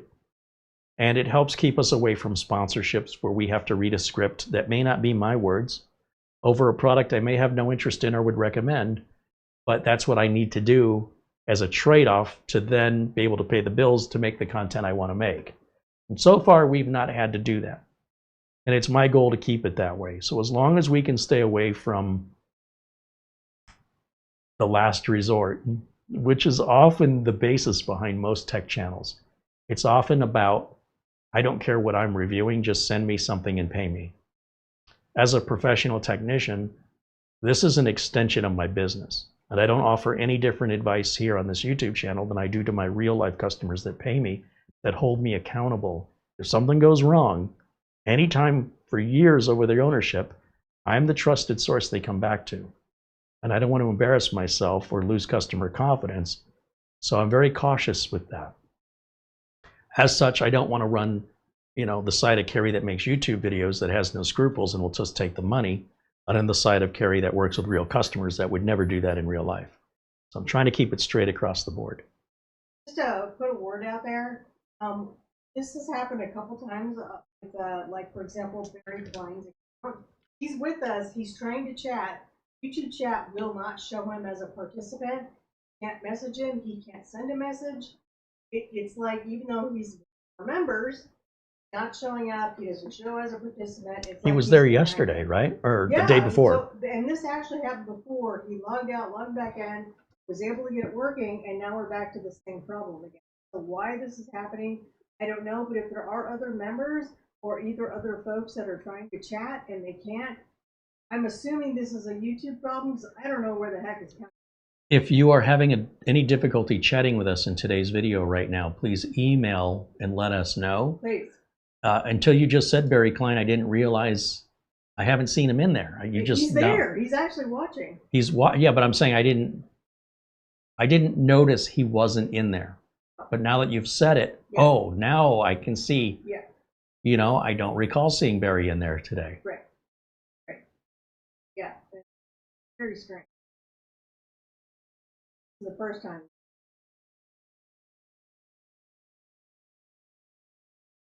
What my recommendation would be for Barry or anybody else having that problem would be to try opening a different browser and logging into your YouTube account with a different browser. And or if you have a phone, try the YouTube app on the phone, just to see if it's your account or if it's the computer itself.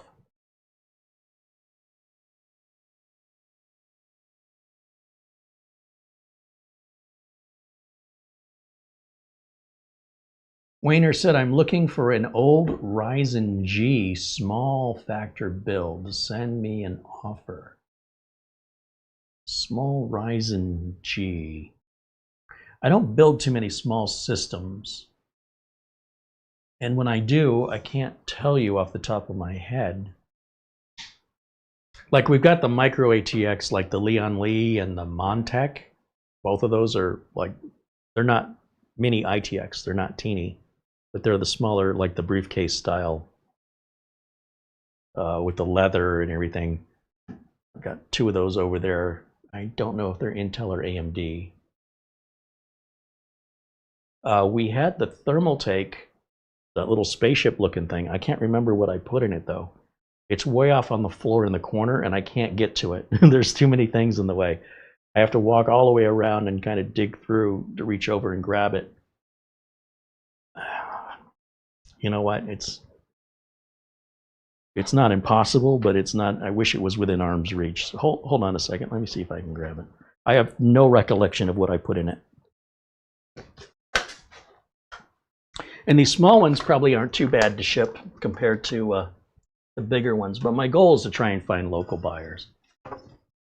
This may be the Minis Forum motherboard I put in here, which will be some weird sort of mobile chips rather than a traditional desktop chip. Some of you may remember this, and yes, I still have it. Like I say, once they get built, they often just kind of sit here. If I had friends that I knew, you know, most of my friends have been well taken care of. But this is the in-win case. And it can sit either on its feet here, or you can sit it upright in the stand. I don't know what it is. I think it's a Minis Forum motherboard, which is this weird conglomeration of, or a mixture of mobile laptop parts with a desktop motherboard. So it's very unique, and you can't upgrade the processor, I don't think. But maybe you can. I don't know. It's been a while. I've slept since then. Let's throw some power on it and see what's in here. I bet it's due for some updates. Maybe it'll kill our SSD. Don't hold your breath. Let's see. Let me grab the Ethernet. I need that, and I need my HDMI.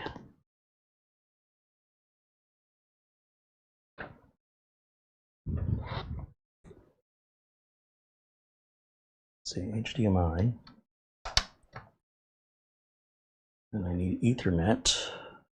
which I dropped here on the floor. And of course, you're not going to be able to put a graphics card in this if that's what you're looking for.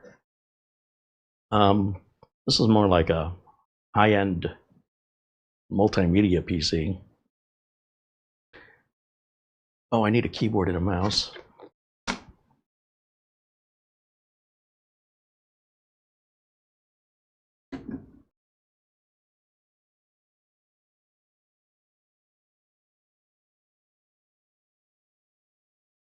Yeah, it kind of depends what you're looking to do.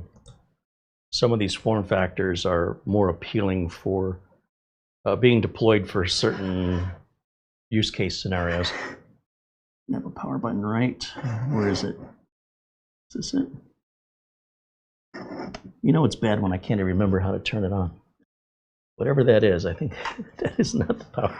How do you turn it on? Oh, that's an that's an audio jack. Okay, this should have a power button somewhere. It blends. Apparently, it blends in. Ah, it's right there. Fan is spinning, and I could feel it vibrating in my hand. Craig Casabona with a $20 super chat. Hey, thank you, Craig. All right, let's take a look. Let me come over here. Get that email address off of there. And let's go to this input right. Let's see, right here. Let's see if we get anything out of this. It's been off for a long time. You know what? Just so you can, oh, wait a minute. I think it just started to appear. Hold on. Yep, there it is. I have no, oh, there's Barry Klein. If you get this message, he says, with a $5 super chat, it proves that YouTube is just being greedy. And if it shows, hello, everyone, and Dennis, yes, it's System D, whatever that means. Well, yes, we got your message, Barry. I see it. YouTube being greedy? I mean, you're going to have to be more specific than that. Is that news to anyone? What is that? In what context is it being greedy for you? Let's see. Let me right-click on the desktop and drop this resolution down and see what I built. Definitely don't want 4K. 1920 by 1080. Keep changes. Close that. And then we'll right-click on the Start button, go to System. Oh, I never activated Windows on this. This is an AMD Ryzen 7 7745. Oh, that's actually pretty nice. Definitely not what I would refer to as an older Ryzen G, but kinda is. Minus the older, it's not very old at all. And I'm sorry, I didn't see how much RAM I put in here. Let me go back and look again. 32 gigs of RAM. That's going to be laptop style RAM, pretty sure. Windows 23 H2. How long ago did I build this? Wow, time flies when you're having fun. Well, I knew it would have updates, but holy moly. It's got to be, that had to be built before October of 2024. Maybe I did this in the summer of 2024. That would have been at Studio B.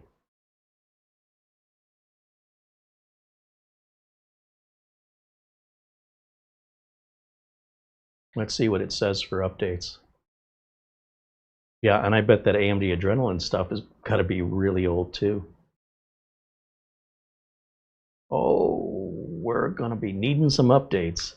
All right, well, we'll let that update. But in the meantime, that's about all I have as far as something tiny goes. Again,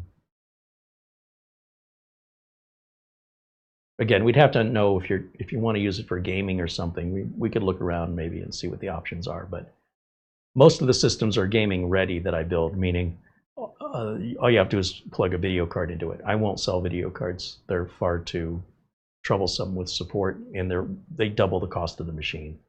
So I can, all the machines I build, they can take a video card, no problem. They have more than enough processing power and power supply.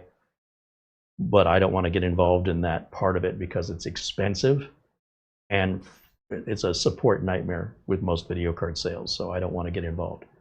But they work with onboard video, which keeps the price down. And they're primarily sold to businesses and older home users.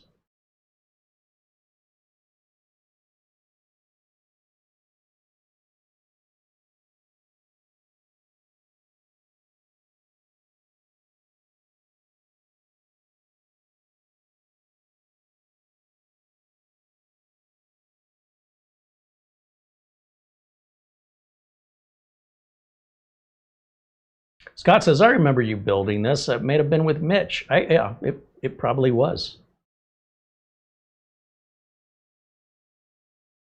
Hey, Barry Klein is back in the chat. So what happened, Barry? Fill us in. He says he paid for a single super chat and now he can chat again. Wow, that's very strange. Arnold says, were you able to replicate the Gen 5 NVMe error on Monday's show? No. No, this is a Gen 4 that we put in there, the T500 that Jay's 2 cents was using. And no matter what I do to the system, it won't fail. So, and nobody other than Jay's 2 cents has made that fail. And nobody ever said that it would fail, that Windows Update would cause that failure.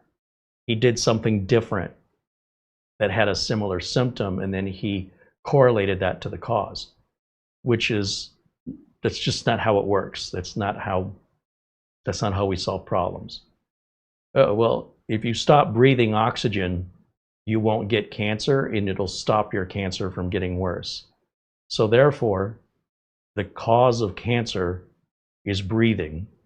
And if you stop breathing, you cure the cancer. Yeah, and you die. But this is what we call correlation versus causation. And sometimes people will correlate two things that result like A plus B equals C without factoring in that something else could also, it could be, I don't know, E minus D equals C. In other words, there's the actual cause and then there's a correlation, a mental correlation. Cars that have stickers go faster because the only cars that ever win professional racing are, if you notice, any first place winner of professional racing, the car always has stickers. So that's correlation of stickers to winning, and then implying the cause of the car winning is not factual.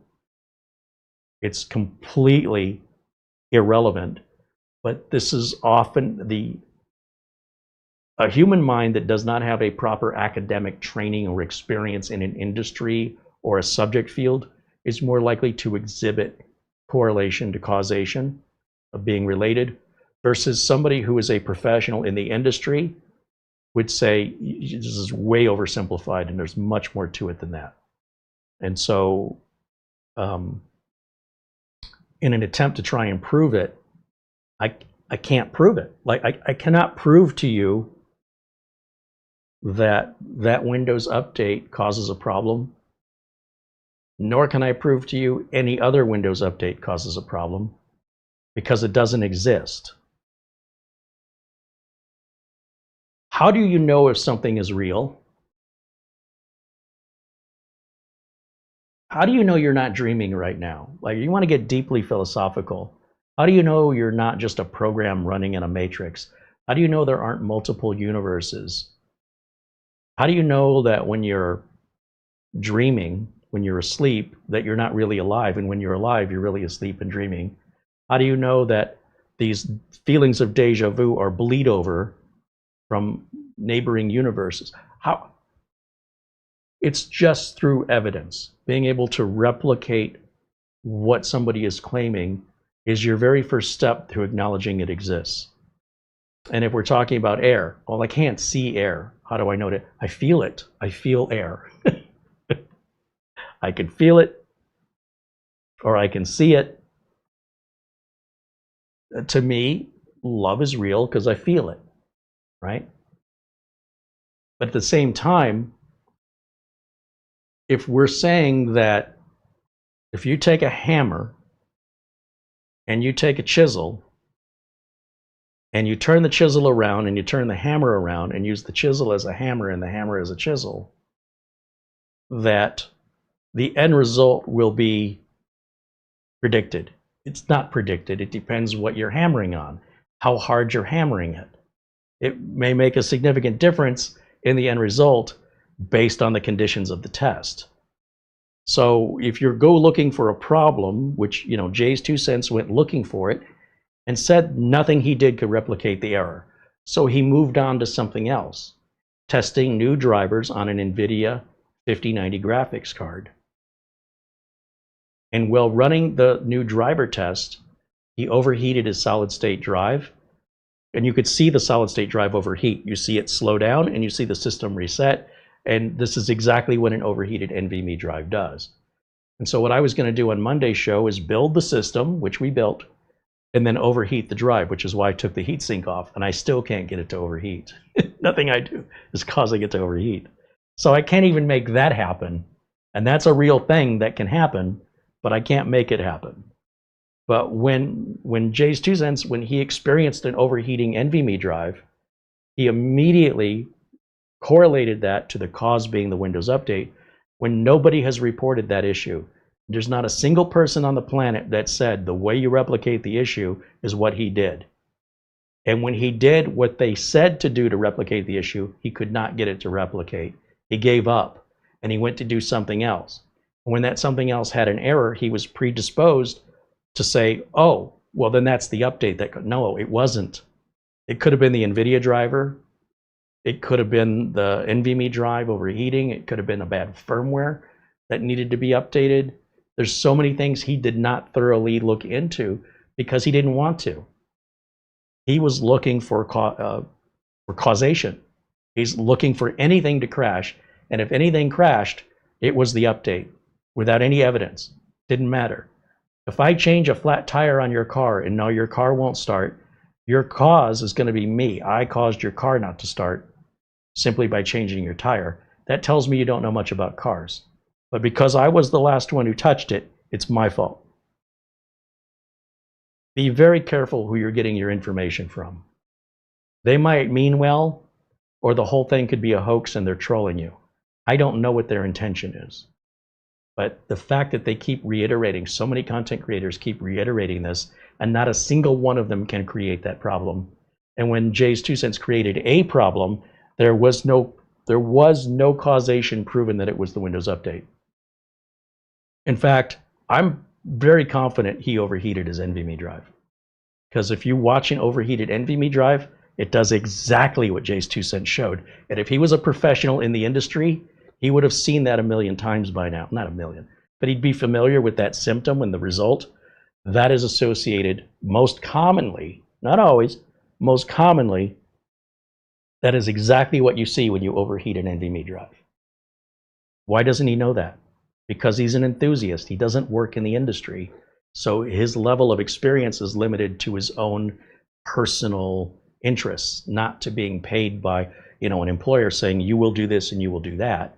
He doesn't get to say, I don't want to do that. Well, then we don't want to pay you to work here. You can leave. I've had to do a lot of work in my career that I didn't want to do, that I wasn't interested in, but I did it because it needed to be done. And the result of that has led to a lot of experience that all kind of comes around and makes you a more rounded individual with knowledge in that industry. Not that I know everything. I mean, I wouldn't want to, and the job would be boring. I'm still thrown by puzzles. But this is a puzzle nobody can recreate. Not even Jay's recreated it. And he even said he couldn't recreate it in the beginning of the video. But viewers will defend that and say he did create it because that's what they want to hear, and to be damned with what they actually saw. Even though it's right in front of them for them to see, they don't want to see it. So, okay, I guess that's what we're doing now.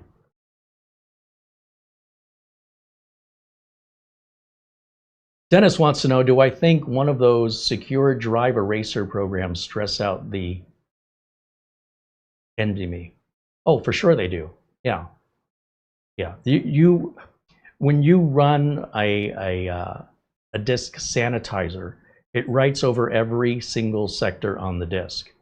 What other time of use, normal use, would you ever nonstop write from the first sector across every sector to the end without a break, without a pause? You're just hammering on the drive for hours and you're never hitting the same spot twice. It is one of the most significant use cases of making your NVMe work as hard as possible for as long as possible until you get to the end. Will that degrade the NVMe drive? Not once, not by any measurable, meaningful means. But if you keep doing it over and over and over again, I guarantee you're going to run the write cycles out on that drive sooner than if you didn't do that frequently.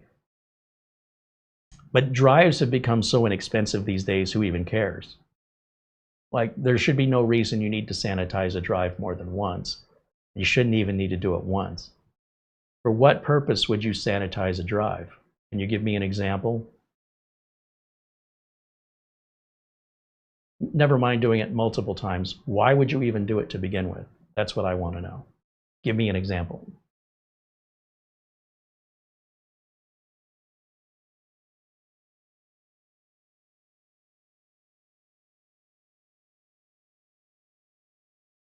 Let me check in on this while I'm waiting for an answer here. Are we done with updates? Ooh, we are. Very good.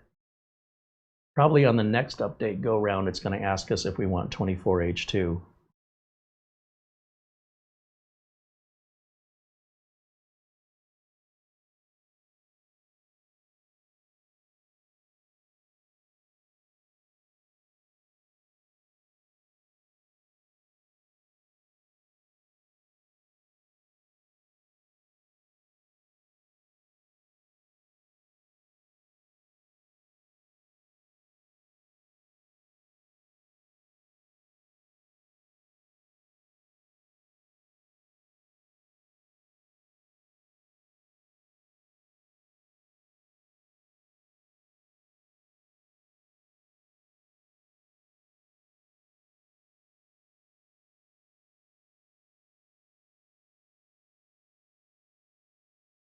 I am Ham says, Carey, I subscribed to you back in 2013. I was in high school. You helped me build my first computer. I am now 29 years old and working as a software engineer. Glad to see you're still active. Well, I would be active in the career, whether or not I'd be active on YouTube. Yeah, that's something I don't have control over, because YouTube was looking very promising and then it just kind of fell and it hasn't gotten back up. I'm just hoping it doesn't get any worse. But yeah, I'll be doing this until I can't do it anymore. Whether or not I'm able to broadcast and share it with an audience, that's the only part I don't know. But rest assured, even if I wasn't making YouTube videos, this is all I know how to do. I can't make a living doing anything else. I don't know anything else, not enough to make a living at it.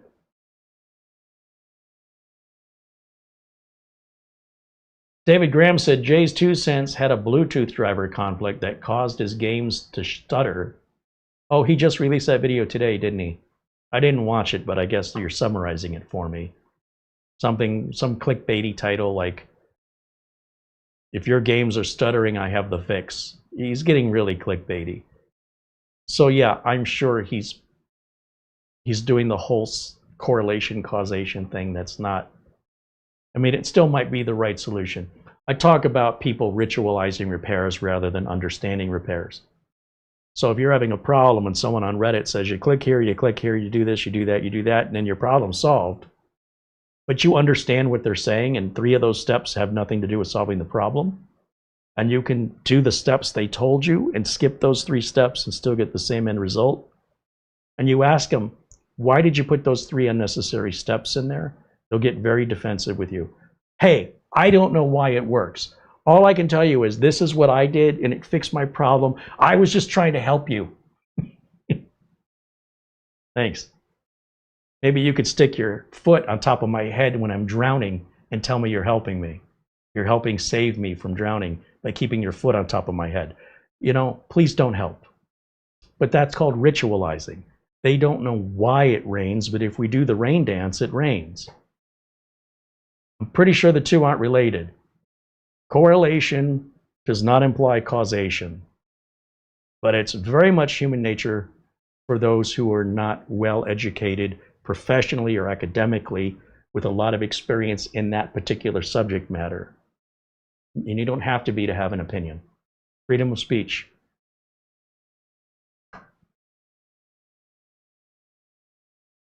Dennis says maybe overheat the drive to prove it's the heat. Well, yeah, that's what I was trying to do, Dennis. I cannot get the drive to overheat. I can't even get it close.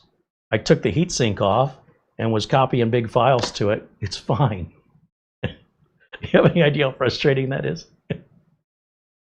Because I want to use the same drive he used. I'm sure I've got a cheaper drive around here that maybe a 500 gig that was included in some cheap mini PC. If I put it in there, maybe it'll overheat. And you will see that symptom. You'll see the drive slow down. Everything slows down, and then the computer resets, and then the drive may not appear in the BIOS. And then you shut it off and wait a minute, because these things will cool down rather rapidly. Turn it back on, everything's back again. But if it stays hot for too long, it kills the drive entirely. What people are describing are overheating NVMe drives or solid state drives. It doesn't have to be NVMe. Mechanical drives don't do that. It's a unique symptom, and it's relatively, I wouldn't say it's common. It's not common to have a problem with a solid state drive. But if they're going to have one, and if it matches those symptoms, it's pretty obvious. And we have shown, like doing some testing, Crystal Dismark, where we see, I'm running Crystal Dismark live, and this happened at Studio B a couple of times. I can't remember which videos. Where the read speeds come up and they'll be like, you know, what I'm expecting, 5,000. But then the write speeds come up when they're like 400. Okay, we just dropped by 90%. What just happened? That drive was overheating. I can't make that happen here. Not with the drive Jay's 2 cents used. But he might have had an older firmware on that drive, and that drive might have been several years old, whereas mine that I'm using is brand new. So again, you just can't replicate these problems with just any old hardware. You've got to replicate everything, because if that Windows update is truly causing a problem, how come no corporations or anywhere in the world are reporting any financial losses? How come it's only random individuals online?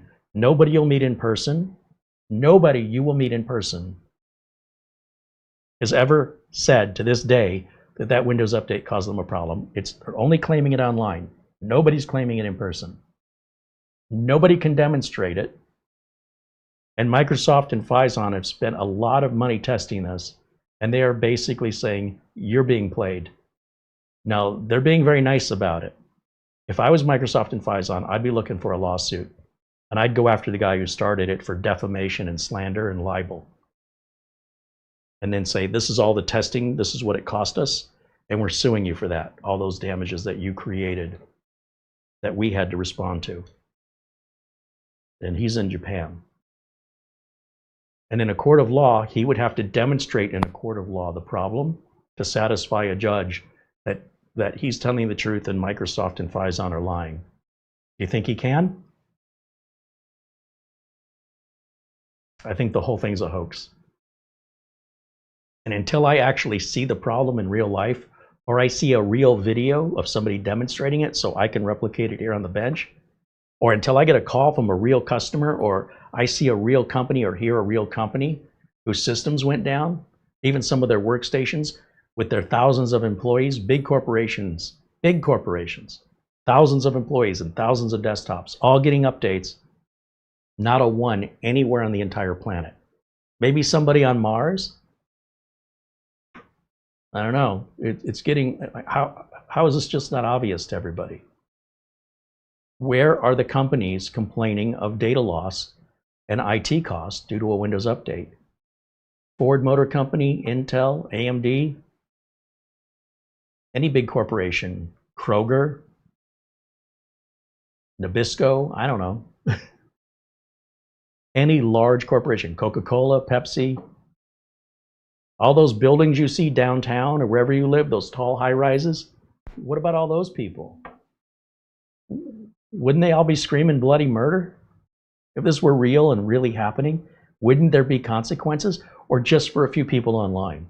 And now content creators are going to advise you to avoid that update when the very content creator who advises you not to put that update in cannot verify it's true and cannot demonstrate it, but instead recommends that you leave yourself unsafe. How irresponsible is that? They're just jumping on a bandwagon and getting the clicks. That's all they're doing.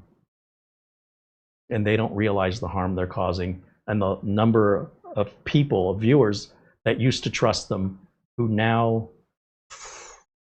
well, if you start thinking about it, it might be time to take it back a notch with regards to any sort of confidence you had in that content creator. They're going to need to earn that trust back to me. Now, better safe than sorry. I just want to jump on this bandwagon. Well, then show it. I can't show it. Well, then how do you know it's real? Because somebody else said it was real. Well, where did they hear it? Did they demonstrate it? No, they heard it from somebody else. Okay, so Susie has no underwear on is what they said in high school. But it really started that she had different color socks on. And somehow the pass it on game, by the end of the school day, all the information's corrupted. Oh, telephone. Is that called telephone? It's called telephone. Yeah, you have email. You've got mail. And my mind is still obsessing on the whole raw chicken thing. It's gross. Windows 25 H2 is in raw chicken mode. If you want to try some raw chicken, it's available. Apparently. I haven't confirmed that, but seems about right. This is about the time it should come out. All right, let me get back over to Windows Update. Would you like to try some uncooked chicken? We just want to make sure it's coming along correctly. Before we offer it for sale to people in the public, we're looking for a few guinea pigs, but free chicken. And there's a line around the block for it. People lining up to be beta testers. Yeah, better them than me. That's a cumulative update. We're still on 23H2. Right click. System.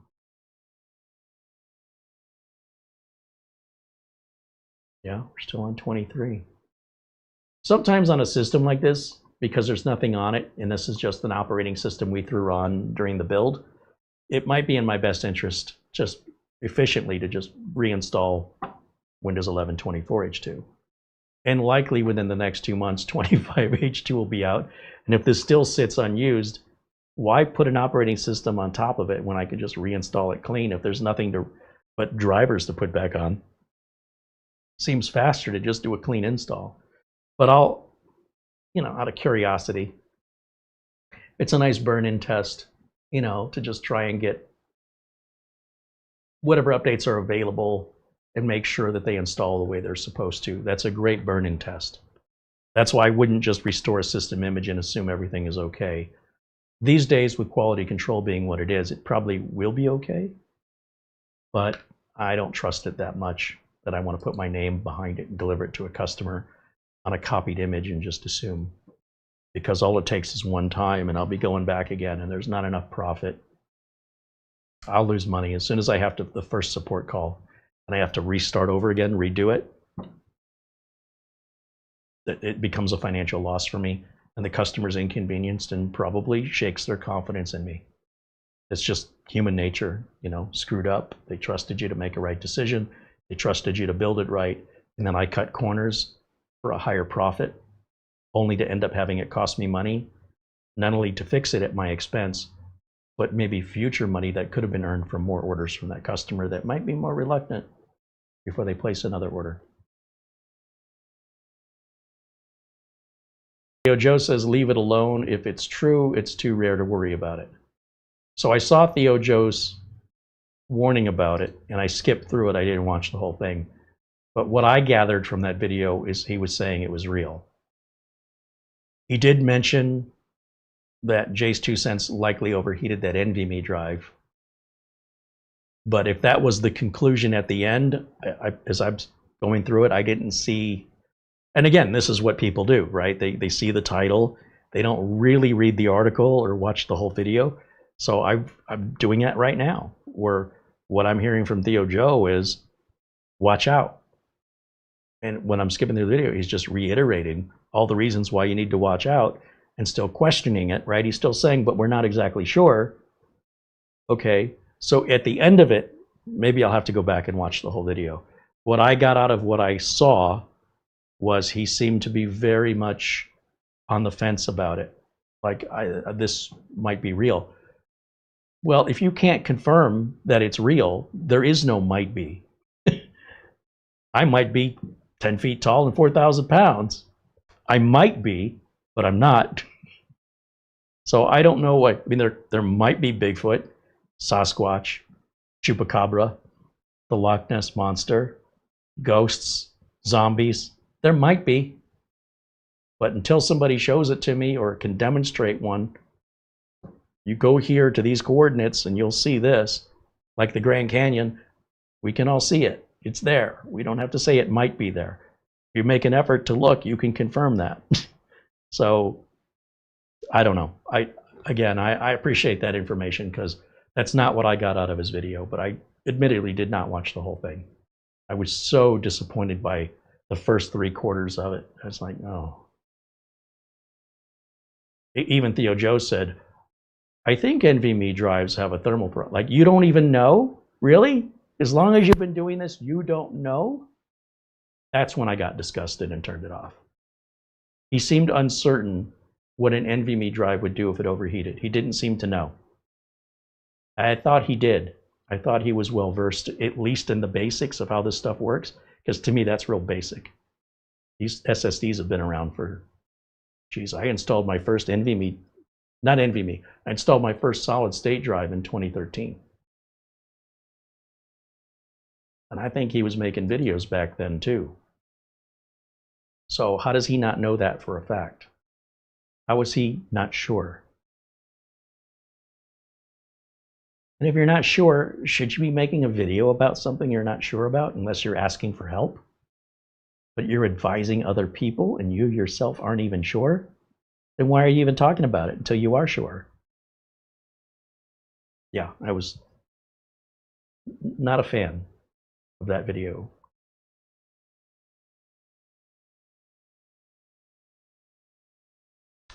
That's okay. He doesn't need my approval. He can do whatever he wants. He can say anything he wants to. And so can I.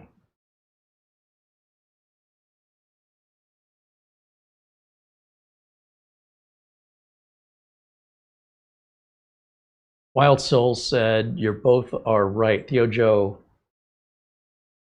Wild Soul says, I watched it all. Said it might be a problem, maybe not even a Windows Update issue. But he did also say it was too rare to even recommend rolling back or pausing the update. Oh, good. All right, so my faith is a bit restored, but I'm still disappointed that he seemed uncertain what an NVMe drive would do if it got too hot. Now, maybe that's just the way he phrased it and he didn't mean to say it that way, but he literally said he didn't know in the video if that's what NVMe drives do.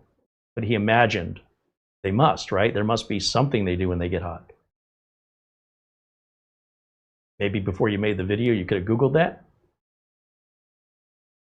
That's where that's my hang up, right? That once I got that piece of information that was so wrong, I was like, I'm out.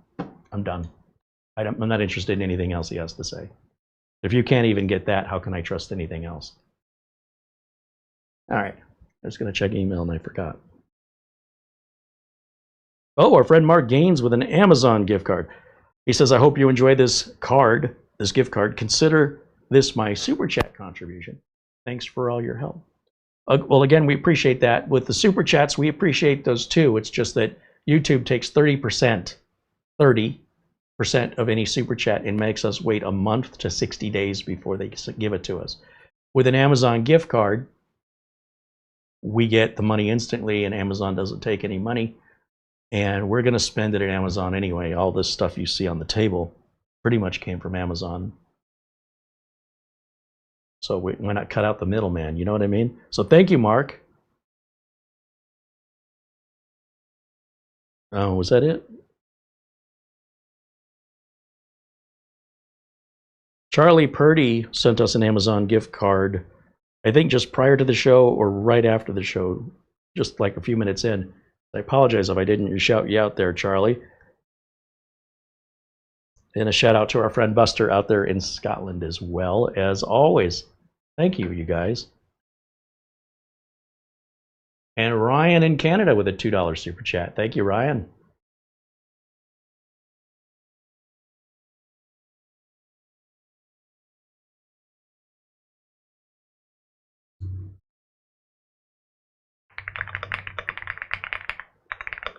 What is the difference, I'm going to ask Copilot, because it'll phrase it better than me, between Windows 11, Home, and Pro? Home is designed for home users, and Pro is designed for businesses. So a lot of people that are home users think, I need a business operation, and they don't. They absolutely just waste their money. Back in the day, there used to be a substantial difference to features and benefits to Pro versus Home, like on Windows 7, Windows 8. But ever since Windows 10, there's been really no advantage for a home user. Basically, you're not going to have BitLocker, which I don't know why a home user would want that. People should be using BitLocker only if it's required by the industry that you're in. Traditionally, programs like security programs are used to protect your customers' data. If you don't have customers, it's not for you. But people still do it anyway. It makes them feel good, I guess.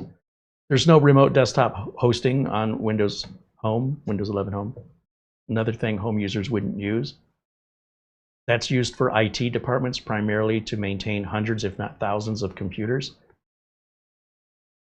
in a building by sitting at their desk, and they can update and address issues or deployments to all of the numerous workstations in the building.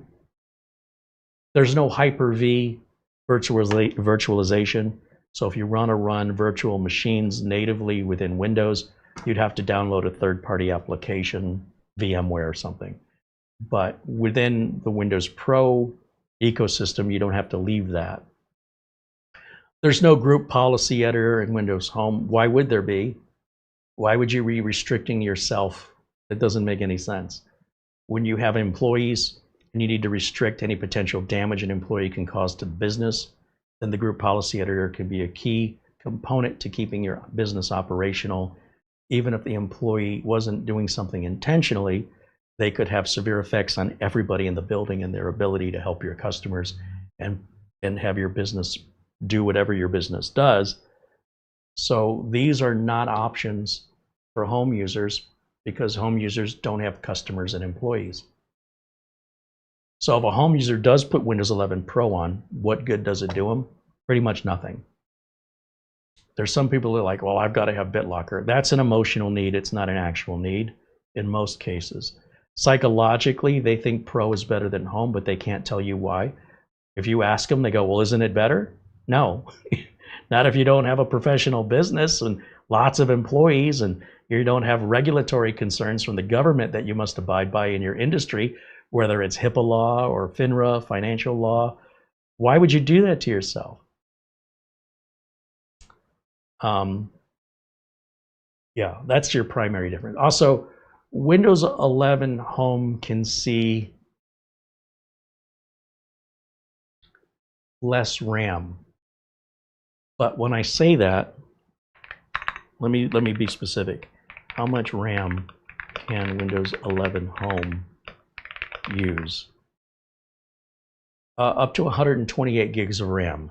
So if you're a home, listen very carefully.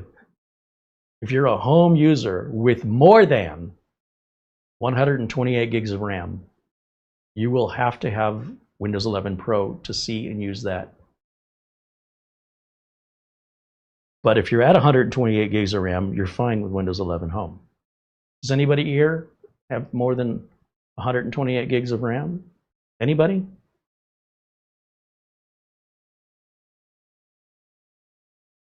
How much RAM can you have if you have Windows 11 Pro? 2 terabytes. I don't know how you can put 2 terabytes of RAM. But ideally, you have a server or some sort of industrial equipment that can do that. I'm not aware of what equipment can do that. What if 2 terabytes of RAM isn't enough? Then you need Windows 11 Pro for workstations. That can see 6 terabytes of RAM. Well, what if I have a corporation and I have lots of computers that have 2 to 6 terabytes of RAM? Like a school with hundreds of employees in the school district. Then you'd want Windows 11 Pro or Windows 11 Enterprise or Windows 11 Education. So if you're not an enterprise and you're not in education, why would you be using that? I mean, you could be driving a garbage truck if you want to. I don't think there's a law that says you have to drive a regular car. You could spend a lot of money for a garbage truck. It's not going to get good gas mileage. It's not going to be comfortable. Why did you buy it? I don't know. I just buy stuff. Okay, well, enjoy your garbage truck. It seems like a big waste of money. Unless you're in the position of collecting garbage. What do you use your garbage truck for? Oh, I drive to the grocery store. I drop the kids off at school. Take them to soccer practice. You know, a Toyota Camry would be fine. Cost you less to insure, give you better gas mileage, be more comfortable, have a lot of features like Bluetooth. No, I just want the garbage truck, Carey. Okay, I mean, have at it. You're not breaking any laws. It's your money. That's Windows Pro. Why do you want Pro? I don't know, I just want it. Okay, it's emotional. I get it. You can't specifically tell me why you want it, you just want it. I can't help you. I'm not a therapist. I mean, I can help you get Windows 11 Pro. I can help you install it. I can help you resolve any problems with it. But whatever it is you thought it was going to do for you, it's not really going to do anything for you. Windows 11 Home doesn't already do. But Carey, I run virtual machines. Yeah, do you know how many home users say that? Almost none. They're just an enthusiast. There's this tiny little enthusiast community. So, you know, if you're part of that community, I don't even know why you'd be watching my videos because you already know everything I'm telling you. I never said these videos were for a tiny bit of enthusiasts that are, you know, niche. I'm trying to include everybody. I want everybody to feel welcome. I don't want anybody to feel alienated. Everybody's welcome. But we've never talked about stuff like that because it doesn't apply to the intended audience. Okay, so let me come back over here. I'm still waiting for 24H2 to get offered to me.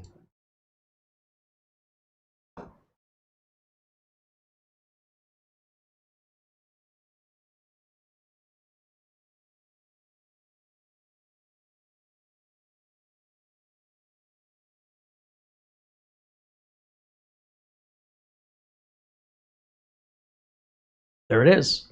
All right, well, we'll let that run. Again, it'd probably be better off to just start over clean with it, but just to test it, see if it installs correctly.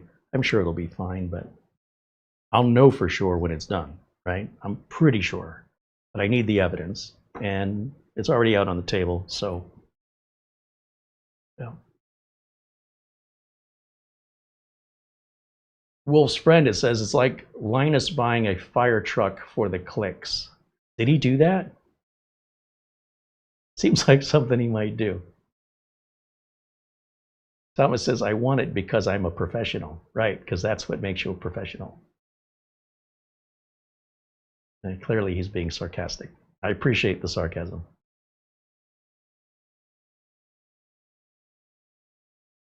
And he says, I only have Pro because it came on the machine. I only install Pro because it's $2 difference. And some of my clients go to business, or some of my computers rather, go to businesses. And some of my computers go to home users. I don't want to put Windows 11 Home in a business. But if I put Windows 11 Pro in a home use case scenario, usually the users can't tell the difference anyway. And I don't want to do the work twice. So just across the board, I only buy Pro. It's just $2 difference. And that way the machines can go to either home users or business users. But if I did home, yeah, it saved me $2. But that means I wouldn't be able to sell that to most businesses that wouldn't be able to use it. That's why there's a version called Home. Maybe they need to change the name of Pro to Business, but a lot of home users think they need a VPN, and they think they need BitLocker, and they think they need all the stuff that's intended to secure customer data and protect customer data. So I ask them, how many customers do you have to justify all this security? And they go, what do you mean, customers? I'm just a home user. Okay. Okay. That's not who it's for. It was never made for home users. But if they can sell it to you, they'll take your money. Absolutely. They gladly will take your money.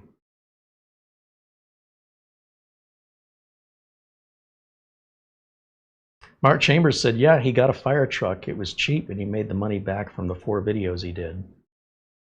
He's in a different demographic than me.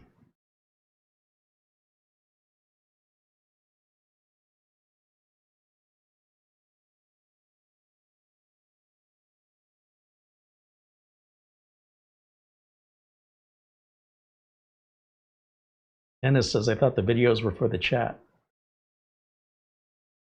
I like to think the videos are for the chat as well as for the content. In many cases, the chat's more interesting than any of the content.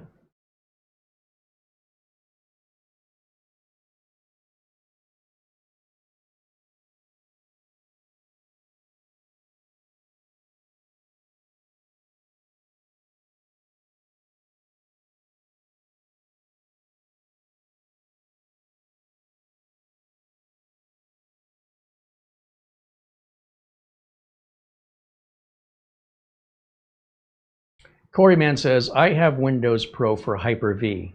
I don't have a real customer in the real world that calls for service in the over 30 years I've been in business that calls me about virtual machines. I had two customers in 30 years that needed to have like a Threadripper processor for virtual machines, but they never called me for help. They knew what they were doing.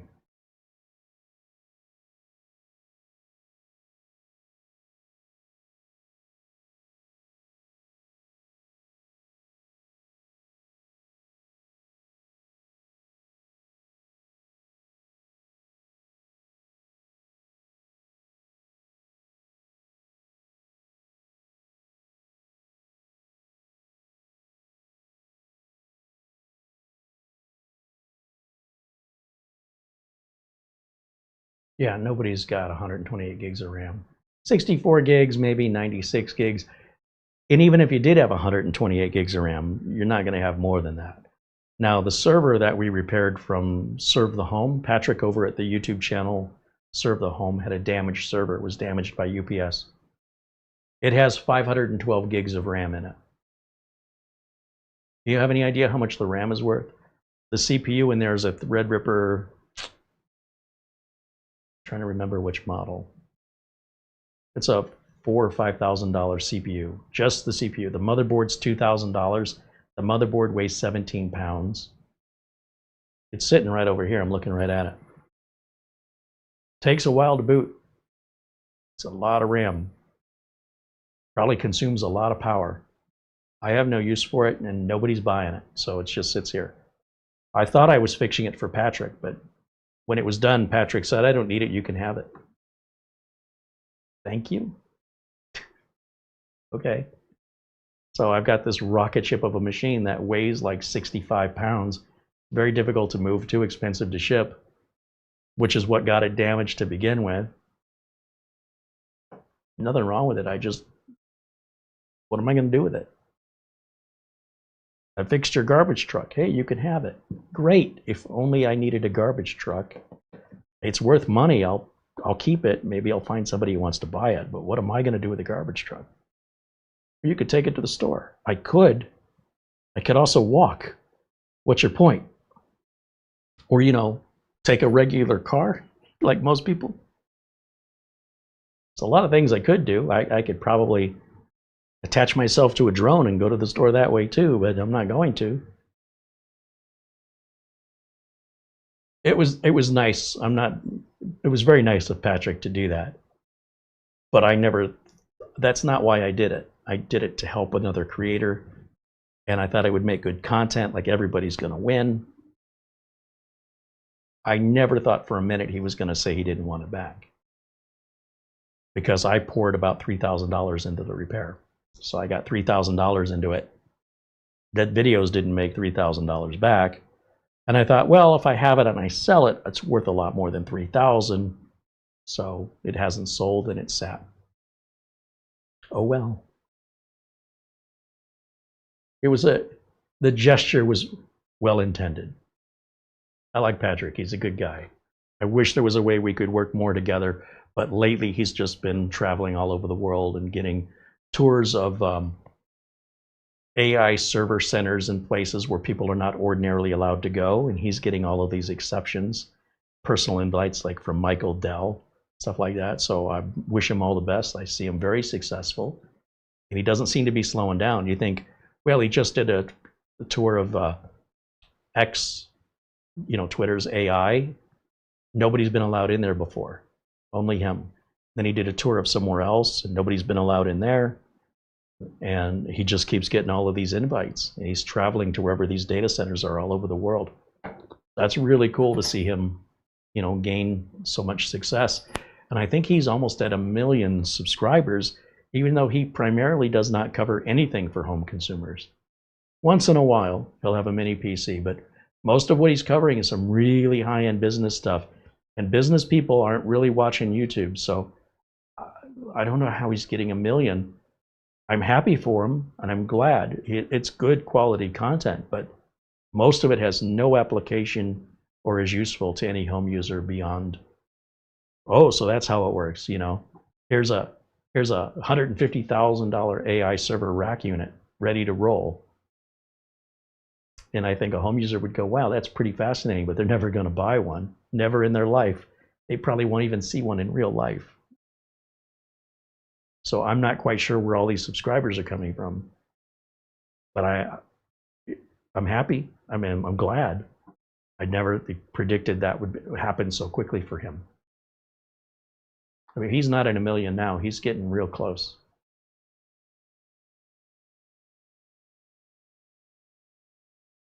Guess I can look at it real quick while we're waiting.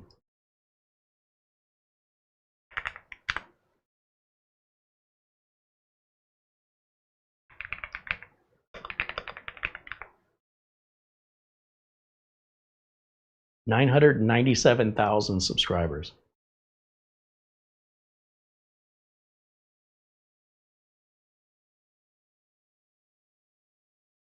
He only joined YouTube in 2012. That's a rapid growth. That is especially for how technical and corporate his channel is. Not much of what he talks about applies to average users. It's way out of your, just the scale of this, most of this stuff it's hundreds of thousands of dollars in big server rooms and huge custom cooling solutions that cost millions of dollars to install and maintain, with dedicated IT staff, likely hundreds of IT staff to maintain it all. It's fascinating stuff. But really, that many people? That's, wow. But I never saw that coming. I don't think he saw it coming either. I think he's even like, holy cow, we're getting close to 1 million. Which is awesome, by the way. That he has that. He's very grounded, in that way. And believe me, you hit that 1 million and you think, well, why not 2 million? If there's 1 million, which I never thought there could be, why couldn't there be 2 million? For the same logic, why not 3 million? It's an awesome feeling to go, wow, never thought it would get this big this quick. And yet, now that it has, I got to rethink my position on this.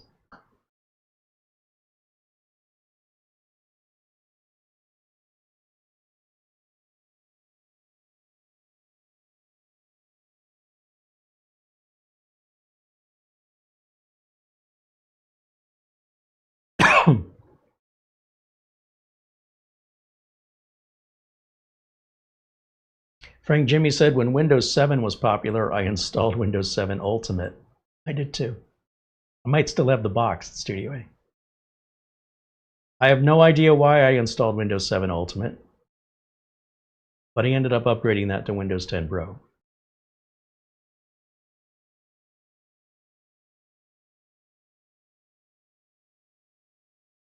Barry Klein said he doesn't think it's weird he watches carpentering videos, but I value my flanges too much to do it. Have you seen the video on how plumbuses are made? It's fascinating. You can Google how to make a plumbus. And I'm not aware of anybody who's ever made one, but the steps are all there. Let me grab a cold one here. And if you guys have any final questions for me, go ahead and ask now. Otherwise, when I come back here, we'll probably start wrapping things up. My voice is getting a little raspy, so I need to get a cold Gatorade.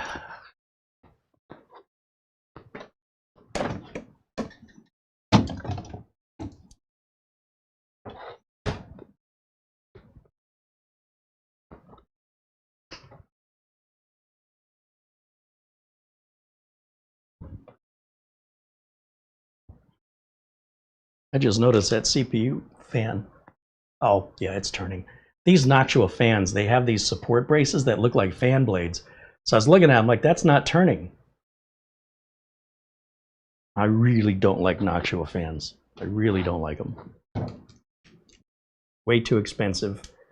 And when they're on, like this one, it looks like it's not on. Not to mention it's ugly as hell. But drink the Kool-Aid.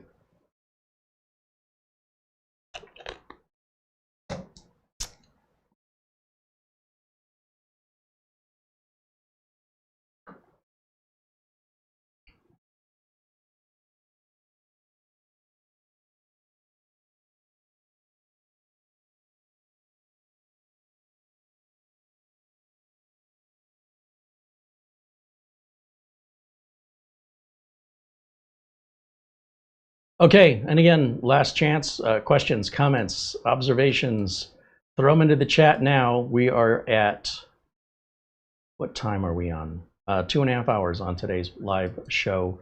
That's really all about you for today. I don't have anything ready yet to, well, I shouldn't say that. I wasn't in the mood to do anything else, is what the truth is.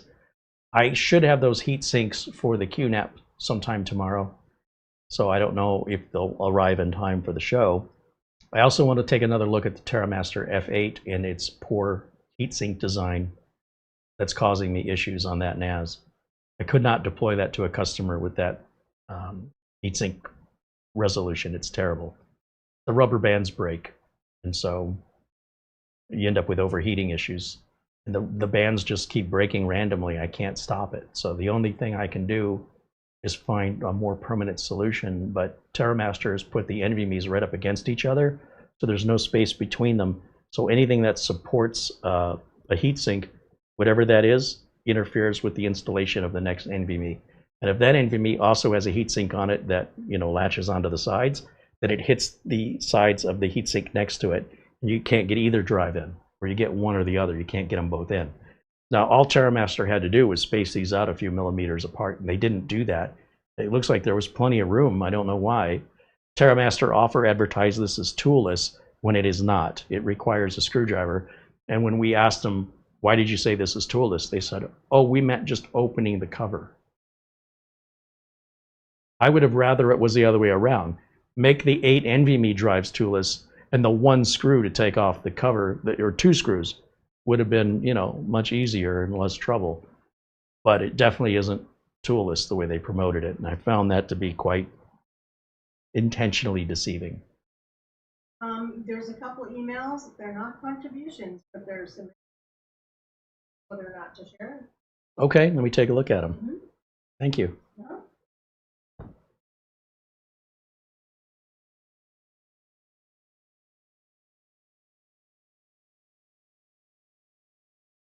Ron wants to know if I want to play some Unreal Tournament. I wish I had a system that could play it. When we played Unreal Tournament, screen resolutions were 4:3, and out of curiosity, I brought Unreal Tournament up, and it won't play right on any system. Well, I should say on the system I tried it on, which isn't the fastest thing in the world. The controls don't work right, and it looks weird. But man, if I had a system from back in the day that I could throw Unreal Tournament on, probably like riding a bicycle, get right back on there and get to camping.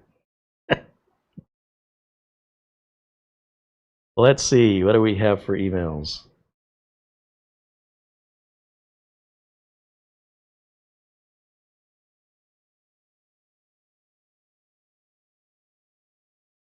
So Dennis is saying use a secure erase program maybe to try to overheat the drive. Maybe. So the problem with that is that's a 2 terabyte drive. Do you know how long it'll take to run a secure erase across 2,000 gigs?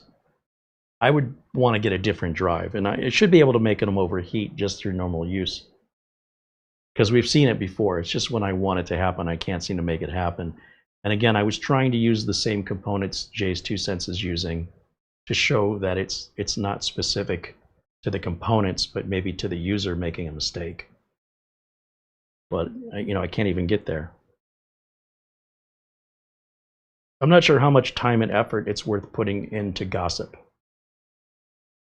You know what I mean? Like, at what point do you just look at reality and go, why are we trying to create something that can't be created?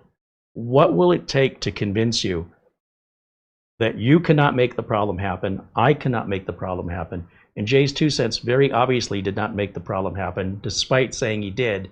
He clearly showed something very different. So at what point do you say, at this point now, it's been 6 weeks since this has been reported, no one in the world has demonstrated this problem in a video?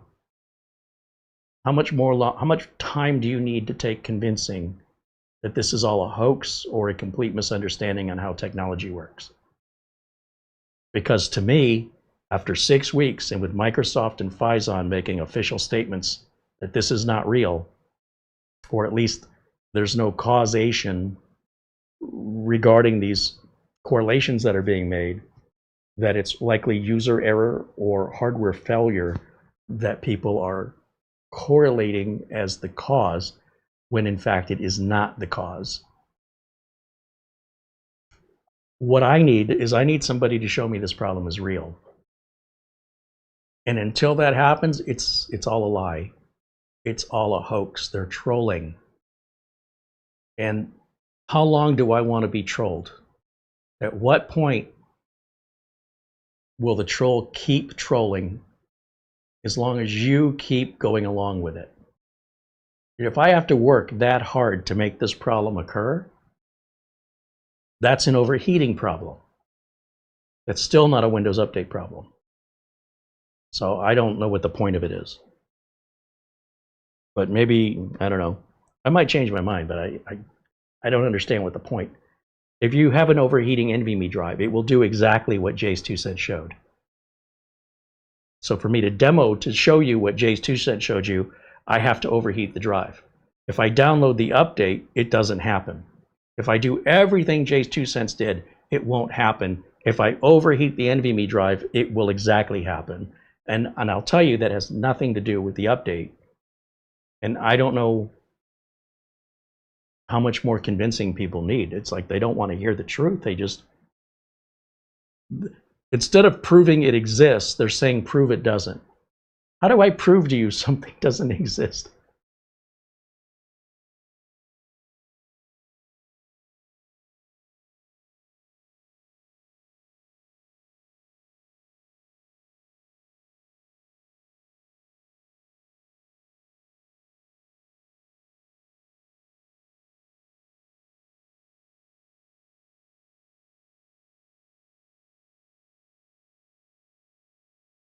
So, I mean, I appreciate the input. I do.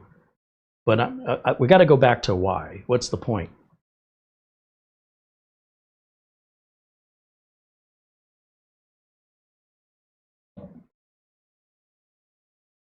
Dennis says, well, it might make a nice video to see an NVMe smoking. Maybe. But again, there's cheaper NVMe drives I could use. And then if I change the NVMe drive, then people that are skeptics will say, well, that's a different NVMe drive. The Windows Update doesn't affect that one. It's never going to end, Dennis. This only ends one way. And that is people will be outraged by the next thing in the news cycle. And this will be forgotten. It will never have been proven. And I'm going to remind everybody of that. When you all have forgotten it, in a few months, maybe January, I'm going to say, hey, do you remember back in July and August and even September about that whole hoax Windows Update? Remember I was telling you it was a hoax? Remember all the content creators that told you not to put the update in? Do you remember that? Oh yeah, whatever happened with that? It was never real. Remember what I was saying? I remember you saying it wasn't real. And how do you feel now? Well, it must not be real. It's funny to me. It's so predictable.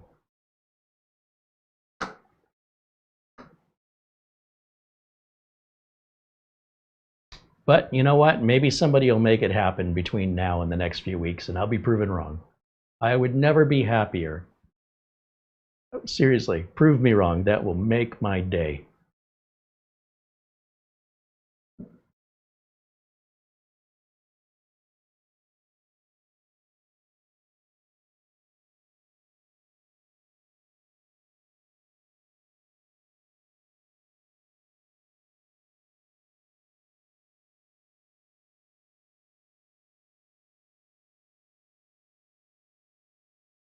Mark Roberts wants to know, has he tested the drive after uninstalling the update? Well, more importantly, what temperature was the drive at when it crashed? What firmware is on that drive? That's way more important to me than wondering if he uninstalled the update. Like, who cares? Who cares? If the drive's overheating, what does that got to do with the like? You're focused on something that's completely irrelevant. Until we can verify that that drive didn't overheat and that he's got the latest firmware on it, then how do we know it wasn't the NVIDIA driver causing it?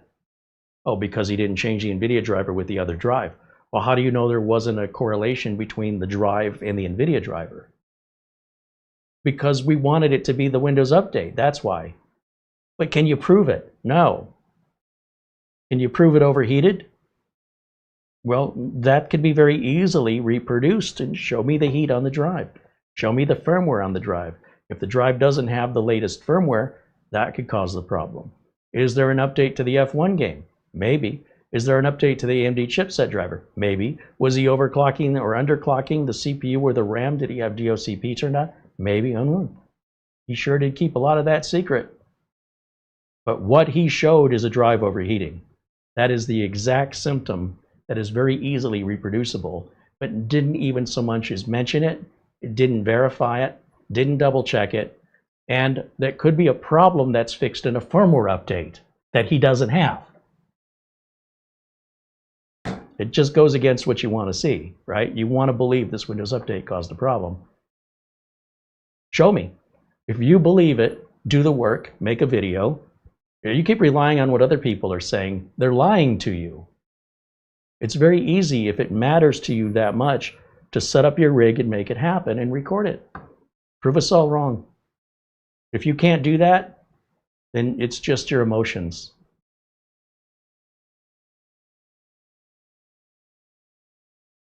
Put a heat gun on the NVMe drive. Yeah, that'll probably do it.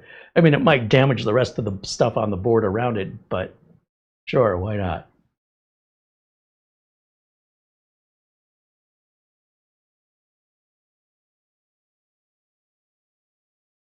Kicking a dead horse, says Scott. Yeah. Yeah, I know. That's what I do.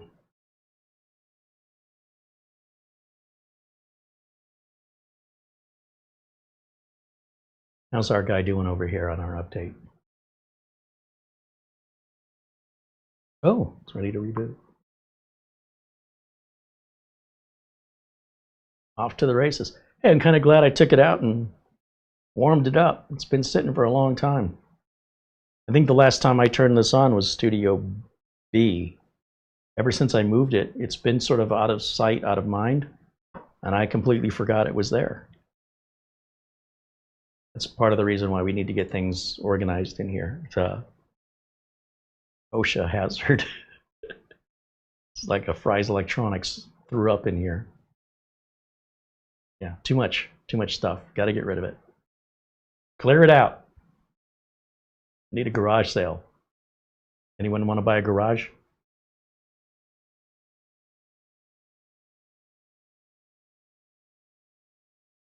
Mortot joining us says hello. Welcome in.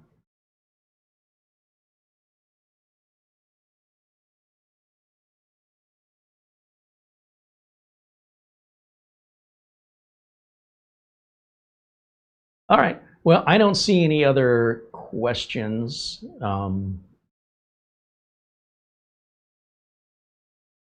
Ron says Shaka Khan can tell you if it's real.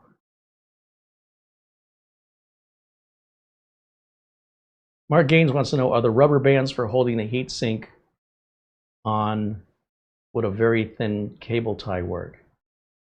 Well, I wouldn't use metal in there because there'd be too much chance of it shorting out against the NVMe drive. The silicon bands are there to hold the NVMe drive on. They're very thin. If you go back and look at the F8 TerraMaster F8 SSD,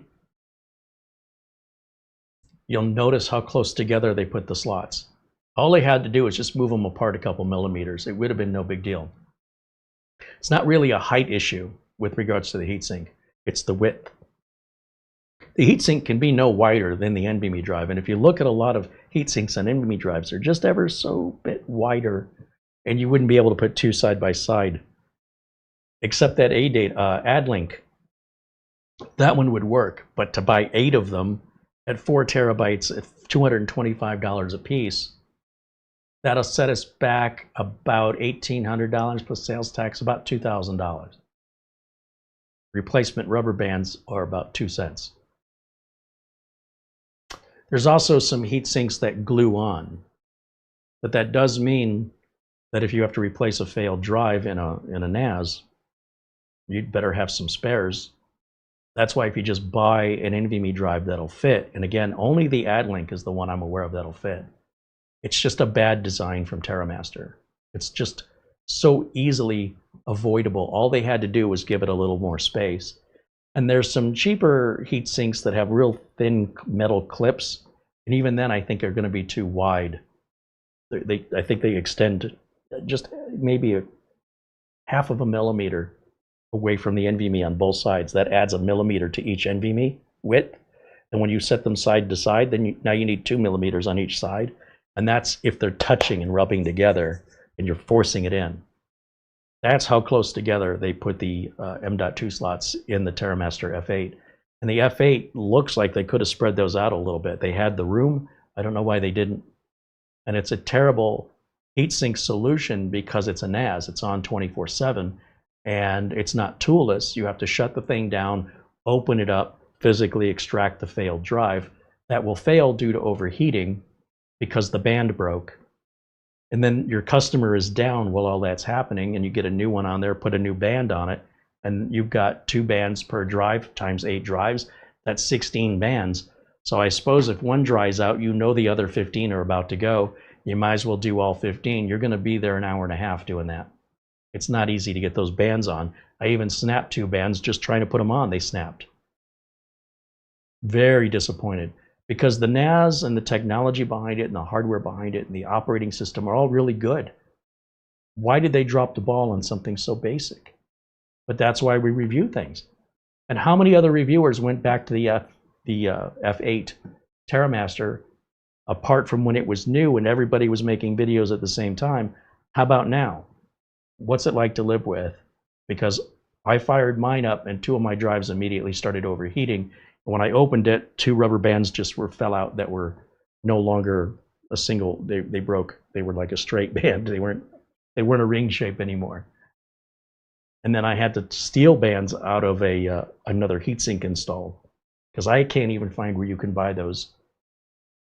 You can buy heat sinks that include them, but as far as the silicon bands go, they don't seem to sell them.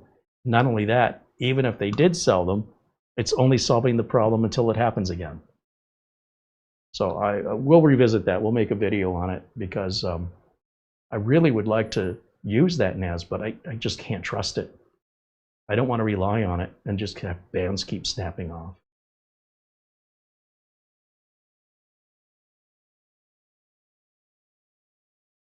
Orton said he's going to watch the QNAP TBS H574TX review later. So that's the one we ordered, heat sinks that glue on from QNAP, and we should get those tomorrow. And if we get them in time for the show, I'll put them on and we'll test the temperatures. Because if the temperatures are still out of control with those heat sinks, we're going to have to use different drives inside of that. And again, who else is talking about this? Who else is mentioning about the heat issues? If you're aware, please send me the link, send it to our email, because I'd like to watch them and see how they solved it. So far, I haven't found anybody so much as mention it.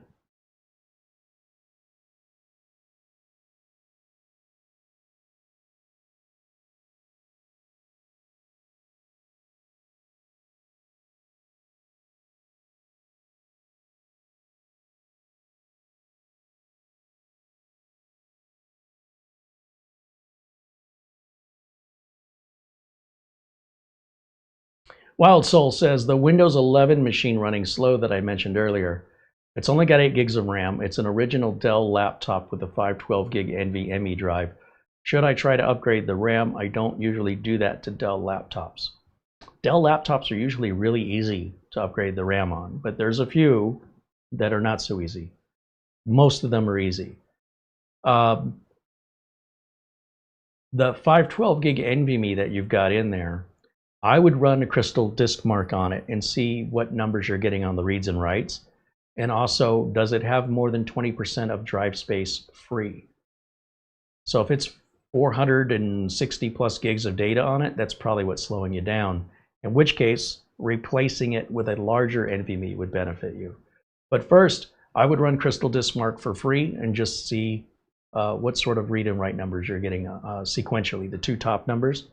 What's it reporting back versus what's it supposed to be reporting back. As for the RAM, whether or not you should upgrade it, you can go in your task manager and look in your resource monitor and see how much RAM you're using. Take a look at what is taking the most CPU and what's taking the most RAM. Identify what is the resource hog that all of a sudden started causing the slowness. And then we can go from there. And feel free to reach out to us in email to help guide you through some other steps. Barry Klein wants to know if I'd be willing to ship the garage. Trying to think of something funny and I got nothing.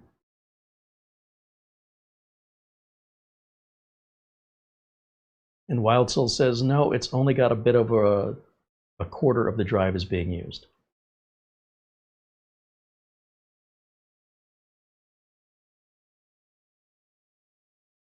Yeah, I definitely would want to look at that resource monitor and see what's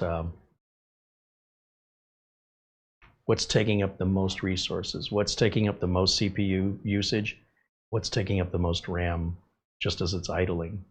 You can sort it by resource usage and take a look at those numbers. Make sure all your Windows updates are installed. And I would run a disk cleanup. So like when we just installed 24H2 on this, we have 2 versions of Windows on here now, because you can roll back if you don't like the current version. I think you'd have to be wacky to ever want to roll back. Most people don't roll back, and it will eventually come off on its own. But I can just remove it now and demonstrate the disk cleanup. If we come back over here, we should be back at the desktop, and we are. And I just come down here with the mouse and I type disk cleanup, and I probably don't even have to finish typing it. And it'll come up as a suggestion. Then I click clean up system files.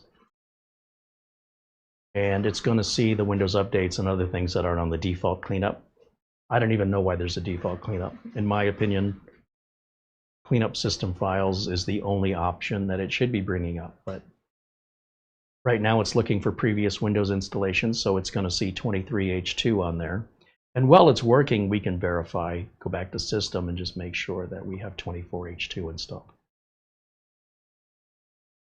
We do. So what that means is if we look at the File Explorer, we're going to see a windows.old folder right here.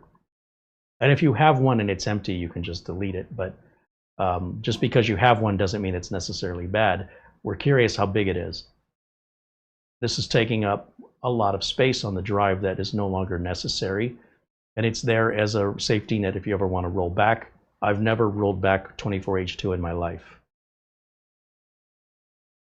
And like I said, it's going to erase itself after the rollback period, which I think is 10 days or 2 weeks, I can't remember. But look how big this individual folder is. It's taking up quite a significant amount of our drive. About 40 gigs worth. So if we come over here and we look at what we can delete or what we can clean up from the disk, I check every single box. I don't even need to read it because I know I don't want any of it. And then at the bottom here, it's going to give us a total of how much stuff is going to come off. And most of that is previous Windows installation right here. So I'm going to click OK. And when it comes to the previous Windows install, it might ask me to confirm, are you sure? Because you won't be able to roll back. There it is. Are you sure? Yep. And then that might take a while. Then reboot the computer and see if it's running any faster. Everybody watching this video would benefit from that. There is no negative consequence other than, you might be able to not uninstall some Windows updates, but who does that? I've never had a justifiable reason other than conjecture and gossip online in my professional career to roll back a Windows update. Never, not once. But you do you. I'm not, you don't need my permission. I take all that stuff out with impunity. I know I don't need it. I'd rather have the drive space rather than a maybe someday. I want the drive space definitely today. So I want what I can, use rather than keep what I don't need because maybe someday I'll need it. Nope. Not with the price of NVMe drives and the amount of storage that modern applications are taking. I need that space back. It also can improve the performance of the computer.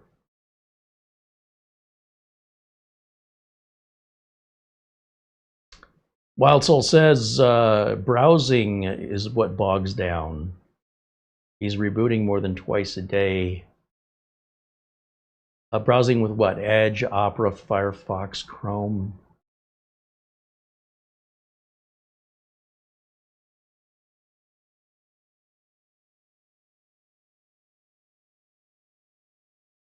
Usually those problems, by the way, those are usually caused by users adding browser extensions. I would say 7 or 8 times out of 10, that exact symptom is remedied by disabling browser extensions. So if they're using Chrome, for example, you would go under your settings, under browser extensions, and just start disabling that stuff. Sometimes disabling it's not enough, like VPN browser extensions, you have to physically uninstall them. But there shouldn't be any browser extensions on that computer. They're not needed, they're fully optional, voluntary. And these days, the #1 reason why people have browser crashes and slowness in the browser. Today in 2025, that's the most common solution to that problem. Not the only solution, the most common one.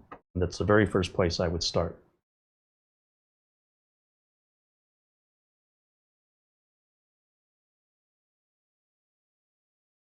The user's got Firefox, Chrome, and Brave, different purposes. We'll check, but he avoids extensions. Okay, well, he might say that, but have you verified it? Because usually when customers tell me that and I look and I see they have browser extensions, they look baffled. I don't know how it got on there. So you can't take the customer's word for it, or the customer would have already solved this and you wouldn't be involved. So keep that in mind. You take it with a grain of salt. Maybe they're right, but until you verify, be skeptical. The other issue is if it's happening across multiple browsers, like if he's got Firefox and Chrome and Brave, and they're all behaving slowly, how do we not know there's a problem with his router or his modem? Is there another computer you can put on his network? Can you bring a laptop over, or can you bring a computer to his place, plug in or into his Wi-Fi or whatever? Make sure, is he connecting via Wi-Fi? Is he on a bad channel that now maybe a neighbor got Wi-Fi and they're on the same channel, so it was working fast before the neighbor got their new router? But he doesn't know the neighbor got a new router. He's seeing an after effect of a slowness in the Wi-Fi. So if you log into the router that he has, if he's on Wi-Fi, have you tried changing the channel? And then finally, have you verified that the connection coming out of the router, that connection speed is where it's supposed to be, and you're looking at the computer instead of looking at the bottleneck? Because if it's browser related, it's internet related, and the internet goes through the router and the modem, then that's where I'd focus my vision, apart from using another computer to verify if another computer connected the same way as his computer on his network is also behaving similarly, or is it just his computer? So we need to isolate, is it the computer, is it the modem, is it the router?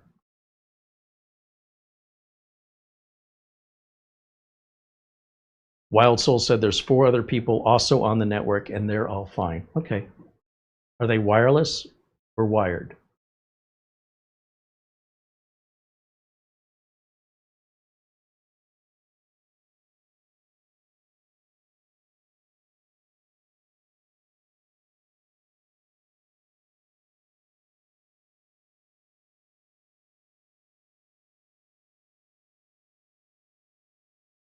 Like I said, I'm going to fall back to, if we know the router and the Wi-Fi and everything's working fine, it's usually a browser extension or a VPN, something the user has added unnecessarily, whether knowingly and willfully or just by mistake or didn't realize they clicked on something.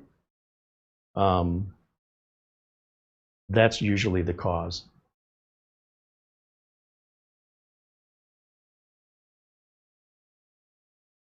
And feel free to reach out to us in email for further, help as needed. But when you get it resolved, we'd love to know what it is, regardless, just for future reference. All right, you think my cleanup finally finished? Looks like it did. Now, I still like to restart, even though it doesn't necessarily require a restart. And sometimes it'll say it's finishing updates, but what it's really doing is finishing the cleanup. That some of those files are in use and it can't clean them until the files get shut down. So if you notice that during a restart it says it's installing updates, it's not actually installing updates, but finishing the cleanup. This one didn't do it that time, but sometimes they do. And the only way I know to be sure is to do that, to run it through the process. Then I know it's clean. And we just freed up a ton of drive space on here. All right, that's going to wrap it up for me. Thank you guys for hanging out on this sort of last-minute broadcast. And we'll look forward to hopefully being on tomorrow. And definitely, of course, we're always on Fridays at 1 o'clock. Tomorrow, it just kind of depends on whether or not that package arrives and whether or not I want to do something else here on the bench. I'm not sure yet. In the meantime, we always enjoy hearing from you. We appreciate if you want to send us an email. Join our forum, CareyHolzman.boards.net. And another shout out for those generous contributions today and all of your memberships. I can't thank you enough for being members. It's such a relief to have the membership now. That's keeping us afloat. And a shout out one more time to Mark Gaines, Wild Soul, Charlie Purdy, of course our friend Buster. And thank you for the super chats that came in today from Justin Strack, just became a member. Well, welcome into our members, Justin. We're glad to have you here. Hope you're going to stick around and stay a member a long time. It does show a number 2, so he's not a brand new member, but he must have been a member, dropped, and come back. So welcome back. Thank you to Ryan in Canada, David Graham and Barry Klein. Thank you to Craig Casabona and Peter in the Netherlands. And thank you to Thomas Robinson with a £3 super chat earlier. I think I might have missed that. I apologize for that. But to each and every one of you that are helping support us and keep us away from being beholden to some faceless, soulless corporation to dictate what I'm allowed to tell you or not tell you is a great freedom that you allow me to have. Without you, well, I really wouldn't be able to do this or do it as frequently. So without you guys, this place would be very different. We have an amazing community, and everybody who's even a part of the community at any level, we love having you here. And it's really a gift for me to see this community develop like it has with so many kind and supportive individuals. And the friendships that you guys have made here is awesome. And we're going to keep going and keep growing. That's going to wrap it up. We'll see you all very, very soon. Until next time, bye for now.